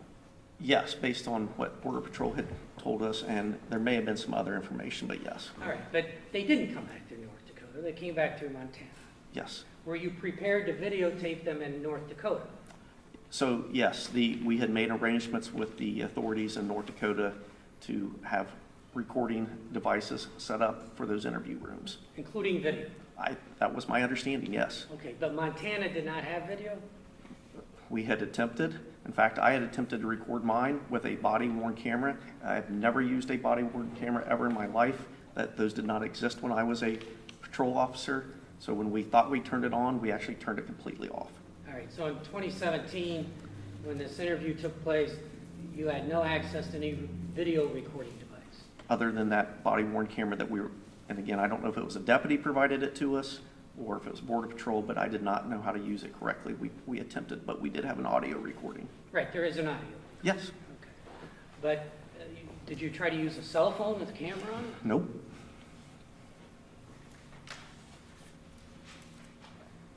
And certainly, when somebody crosses the border between Canada and the United States, Border Patrol has a lot more leeway in how to handle people and stop them, and the laws are different at the border than they are away from it. That's my understanding, yes. And certainly, when the Wagners were at the border in Montana, they were in custody, correct? Yes. So you had to give them a Miranda warning at that point because they were in custody. Yes, we're required to, when they're in custody and we interrogate them, yes. But when you go out to their house to, say, in April of 17, when you interviewed Jake and Angela, They were not in custody at that time. Correct, that would be a voluntary statement. They do not have to talk to me at that A point. voluntary statement that you secretly recorded, right? It was recorded, yes. All right. And Jake lied to you and Angela lied to you during those statements, correct? Again, which statement are we talking about? The statement in April of 2017 at Peterson Road. No, They did not lie to I did not interview they on April of 17. you. You interviewed Jake. Correct. I'm sorry, I misspoke. Did Jake lie to you in April of 2017? I do not believe so because I did not confront him as a suspect with anything. But, that's fine. He certainly didn't admit to being involved in the murders in April of 2017. Correct. Most people don't admit to the police when they commit crimes. Most don't, right. And some people cover their tracks and lie, right? Absolutely.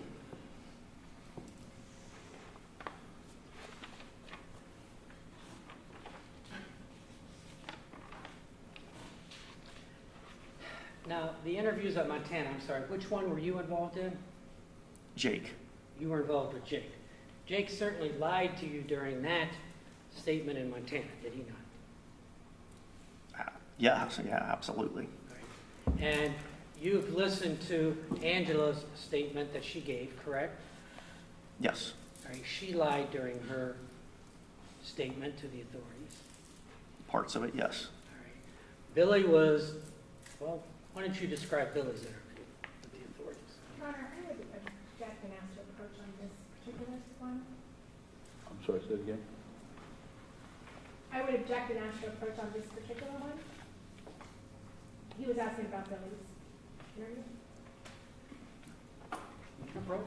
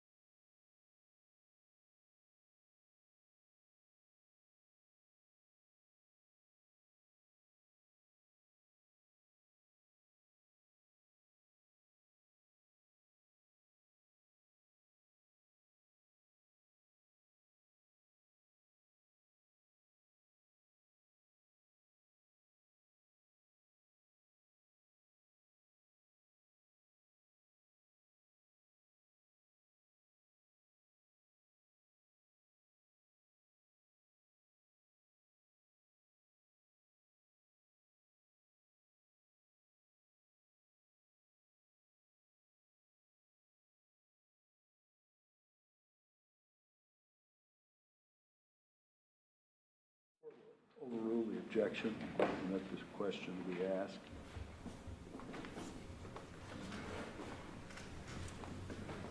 Sir, how would you characterize the interview with Billy at the border? It was short. And what was his demeanor? He was not willing to cooperate.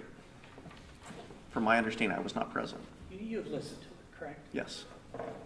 And other than being uncooperative, how else would you describe his demeanor? Was he pleasant? I don't really remember his specific demeanor, but I don't know that Billy's ever been pleasant. Certainly raised his voice? Yes, he's loud. I mean, that's the way he is. Obnoxious? Sort of, yeah. I mean, that's Billy most of the time. Profane? Yes. And you interviewed Jake, is that correct? Yes, myself and Special Agent Mulford. Okay, and do you recall how long that interview was approximately? 4 to 6 hours, maybe. But and again, approximately. It's been a I'm long not time. holding to Yeah, exactly. But it's it a was long numerous interview. hours. Yes. It's a long interview, Yes. correct? And Judge, we would ask that we be allowed to play Jake's interview at this point. All right, we're going to take a break right now, 15-minute break, and the jury will be expected to be back in the jury at the jury room at 2:35, which is a little bit more than a 15-minute break. While you are on break, do not discuss this case among yourselves or with anyone else. Do not permit this case to be discussed with you or in your presence. Do not form or express an opinion concerning this case until it's finally submitted to you for deliberation and verdict. Do not do any research concerning this case, either as to the facts or as to the law. Do not read, view, or listen to any reports or accounts of this case from any source. And have no contact with any of the participants in the case, including parties, counsel, or any witnesses. And at the time, 2:35, you're to assemble at the jury room, and you're brought up here by court personnel. Does counsel for either side have anything further before we break at this No, time? thank you. We are in recess until 2:35.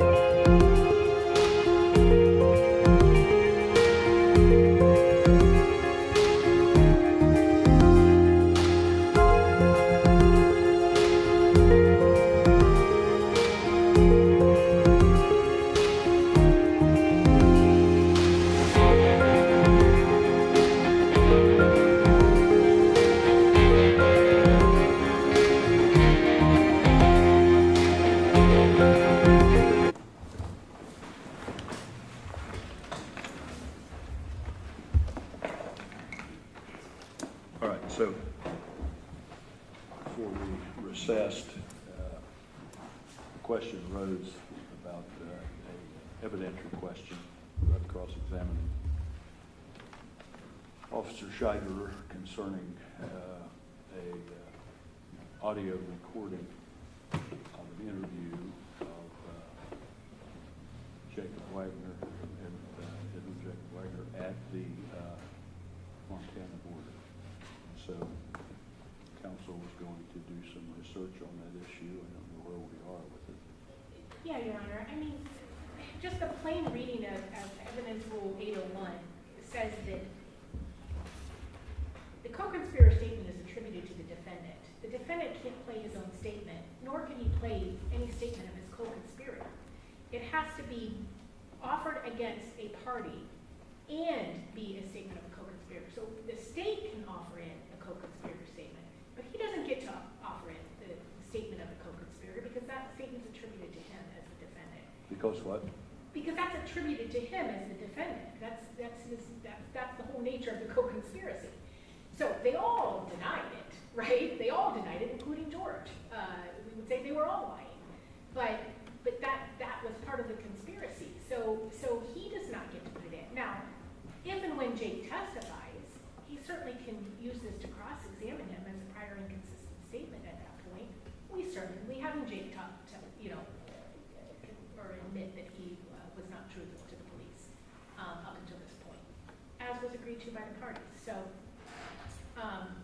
So it is the state's position that they cannot get this admitted into evidence. It is only the state that can admit a co-conspirator statement. So we would object to the plain of this statement at this time. Again, it will be available for them to use in cross-examination of this witness, of Jake Wagner, if and when he testifies. Mr. Parker? Thank you, Judge. We believe we can play this at this time as a co-conspirator statement and to show that Jake was not being truthful when he talked to the police in Montana. We also have a constitutional right to present a complete defense. To do what? A constitutional right to present a complete defense. And part of our complete defense is that Jake was lying in Montana and being untruthful, and that this co-conspirator statement was covering up his acts when he shot and killed his various victims. So it absolutely does come at this point. We shouldn't have to wait to see if they call Jake as a witness. It comes in at this point. This officer participated in interviewing Jake. He's the proper witness to bring it in, and we request the body play that at this time, or tomorrow morning if that's more convenient. Well, let's go to the second question I asked just before we went on the recess. Are there other questions you could ask this witness? I think we have one more question. Which can be asked before the jury retires? Yes, we could ask it before the jury, and then we would be done with our process. My question of the state would be, I had several questions really, but an important one is the state prejudiced in some way with playing this? You know, the scope argument doesn't go very far anymore. The Ohio rules of evidence say that a witness can be cross-examined on any relevant matter. So it's not, our rule differs from what it used to be, and it differs also from what I think was my limited understanding of what the federal rules are, is that he can be cross-examined on any relevant matter. So I'm not sure where we are. Yeah, I think before we even get to that, we have to address the hearsay issue or the admissibility of this statement as proffered by the defendant. And Evidence Rule 801D2 specifically covers these statements, and it requires that the statement be admitted or proffered by an opposing party. It's the same way that we get to enter a defendant's statement, but the defendant can't enter his own statement. So it's very narrow tailored. It requires an opposing party to admit it. So once we've given you proof of an independent proof of the existence of conspiracy, which again doesn't seem like there's an argument anymore that exists, only the opposing party gets to offer statements made in favor of the conspiracy. This is the defendant offering the statement for himself. So it's not admissible under 801D2. It doesn't fall under, it's not a hearsay exception, it's just a statement that says that statement is hearsay. With respect to the reason they want to use it is,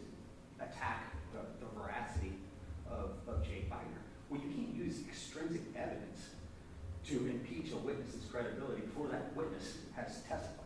So once Jake testifies, then they can use that. But they can't put that statement as substantive evidence attacking his credibility before he's even had a chance to testify. So it's improper for Jake's statement to be played this time because it doesn't fall under an acceptable, again, it's not exception, but rule, under the rules of evidence that would allow it to be played. So we don't necessarily even have to get to the scope argument if it's not admissible again. Judge, there's also the argument that the state has been using to get in Billy's statement earlier in the case. Because we can't, because he's a co-conspirator of the defendant. Well, the reason offered by the state was to explain the course of the investigation. And it certainly can use that to explain the course of the investigation. And after they got Jay's statement, they did X, Y, and Z, and which they did. But certainly we're allowed to get this in, whether it's substantive evidence or not, or any theory that you want to look at. We're allowed to play the state. There's permission to do so. And give me the reason again that you feel that it's relevant to your defense. Well, the credibility of Jake Wagner is obviously critical, right? And so this long recording where he repeatedly lies to the investigation is important, all right? It's also important to explain the course of the investigation. They played Billy's tape earlier and got a cautionary instruction from the court about that to explain the next steps of the investigation. The investigation continued past Montana, quite honestly. They did various things like get electronic listening devices installed in the commercial vehicle that Jake and my client drove for R&L. And they did other pieces of investigation, as the court will hear, throughout the case. So, this statement and taking the statement and contents, it's all relevant.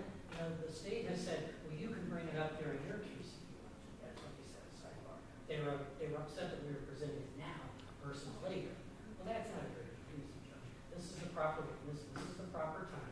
We've accommodated the state and are allowing them to bring witnesses such as this one back and forth because it helps explain a very complicated case. All right? And now we're at the border, and now he's the one that interviewed Jake. Now is the time to play. All right, I think what the court's going to do is permit you to, if you wish to, you don't have to, of course, but ask this witness some questions about how this interview assisted in guiding the investigation, and that may help me decide whether I want to allow the tape of it to be played. And then, frankly, what I'm going to do is wait until tomorrow morning and give counsel for each side an opportunity to look a little longer about whether you can find any clear-cut case law. I mean, we're arguing around from general principles of evidence why it shouldn't be allowed or should be allowed, but to see whether you can find any case law specifically addressing the issue. Sounds like it may, the way the state's arguing, it may be a more specific issue than just whether or not a witness can be cross-examined on all relevant matters. It sounds like there's a specific argument you're using because this is a conspiracy allegation that the defense should not be allowed to use it. I don't know whether that's been addressed by any courts. Yeah, and specifically, they cannot play the defendant's statement. I think everybody in this room agrees with that. I think they agree with that. Cannot play, he could not play his own statement. Right. And what we are saying is the co-conspirator is in the same section and is the same reason that only we get to play co-conspirator statements. It doesn't matter if their defendant's statement somehow or other shapes the investigation. They still don't get to get into the content of their defendant's statement, no matter what. So, I mean, you can say, oh, did this help shape your investigation? Well, of course, every conversation you have with them helps, except they denied it. They all denied it. So, You're saying at this time. At this time, they all denied it, right. They all gave the same canned responses. But regardless of whether that shaped the investigation, they still can't get into the content of the defendant's statement or the content of co-conspirator statement. They're one and the same in the eyes of the law. And so, I mean, that's our position. Again, I'm going to make the decision on that tomorrow morning. I'm going to give counsel an opportunity to see if you can find anything specifically addressing that that issue. I understand your argument. And you were citing which evidence rules? 801. D2. 801. And I'll do some reading myself, of course, but the counsel for each side can do a little work on that. I will permit you to question this witness further if you feel there are any questions to be asked of him. And with that, and again, I'm not going to decide ultimately today whether we're going to be able to play that tape in the defense side of the case. I'll decide that tomorrow morning after I've heard arguments here. We probably should be prepared. We'll have the jury come in at their regular time, but at 9. But counsel should be prepared to argue. I don't expect you to argue more than about 15 minutes. You should be ready about 8:45 to go on the record and argue that issue, and then I'll make that decision. In the meantime, prepare both ways. See if I'm going to allow it to be played, if I'm not going to allow it to be paid. Don't have your witnesses away from the courthouse, and we'll have to wait for them to get here or anything. But I'm going to be reading 802 and see if that's provides the ultimate answer. I'm going to ask direct counsel to look into it, try to make some arguments one way to support your side. Now, with that, are we ready to have the jury brought in? Yes, that's 801D2. 801 D. D is a dog. Yeah, so Judge, just so I understand the schedule of this, you want me to conclude my cross-examination and then we'll break for the day? Yes, that was what I was going. Well, I don't know that you want. If you feel that you can conclude that regardless of the court's ruling on the tape, then yes, I'd ask that you conclude that, and then I'll make a decision tomorrow about the tape. Okay, so there will not be a redirect today? Well, I don't. Until you that- make your that- decision? If the state has redirect, but I'd say we can't do that this evening because of the fact that the court may rule on the tape be played, and then we would have to get into any redirect that may stand. So we'll have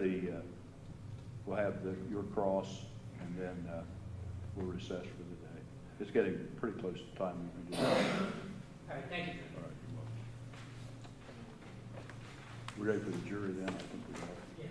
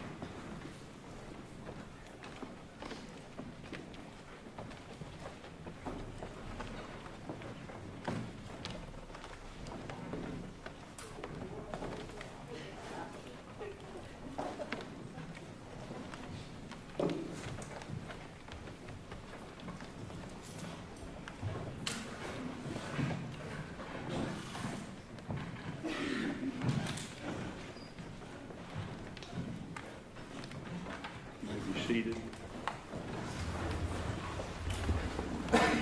The defense may continue its cross-examination of Agent Shiver.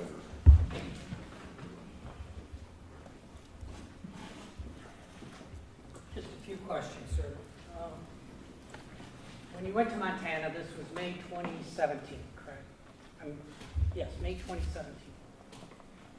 Yes, I'm sorry, I thought you were saying May 20th. No, May. Yes, of 2017, yes. 2017. I want to make sure I get my dates correct. And so as of that time, May of 2017, when I say you, I mean BCI, because you're the lead investigator. So you and BCI had never interviewed George Wagner before that time in Montana. Is that Correct.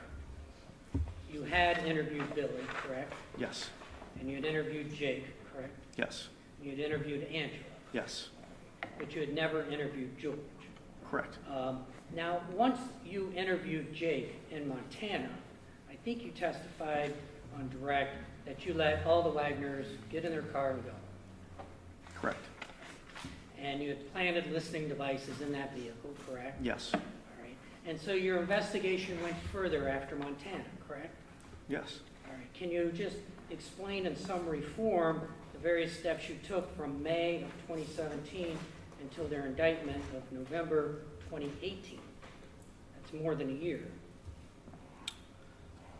I need to summarize an entire year. Well, let me ask you this. Once you heard Jake's interview, that informed further investigative steps, correct? Yes, the interviews, yes, I mean, the interviews are helpful, right? yes, Anytime you can talk to somebody, you're going to learn something and do something as a result, correct? correct. And that was the case with Jake's interview, With all of them, yes. but with Jake's in particular, that was helpful. Sure, I mean, it was, what, 5 hours long, something like that? yes, All right. So you took investigative steps after that, including getting a listening device implanted into what later became Jake's workspace, the truck that he and George drove for R&L. You got a listening device implanted into the cab of their truck so you could listen in on their conversations, correct? yes, All right. And there were other steps you took throughout the investigation. yes. Judge, I think we're at that point. All right, conclude for now.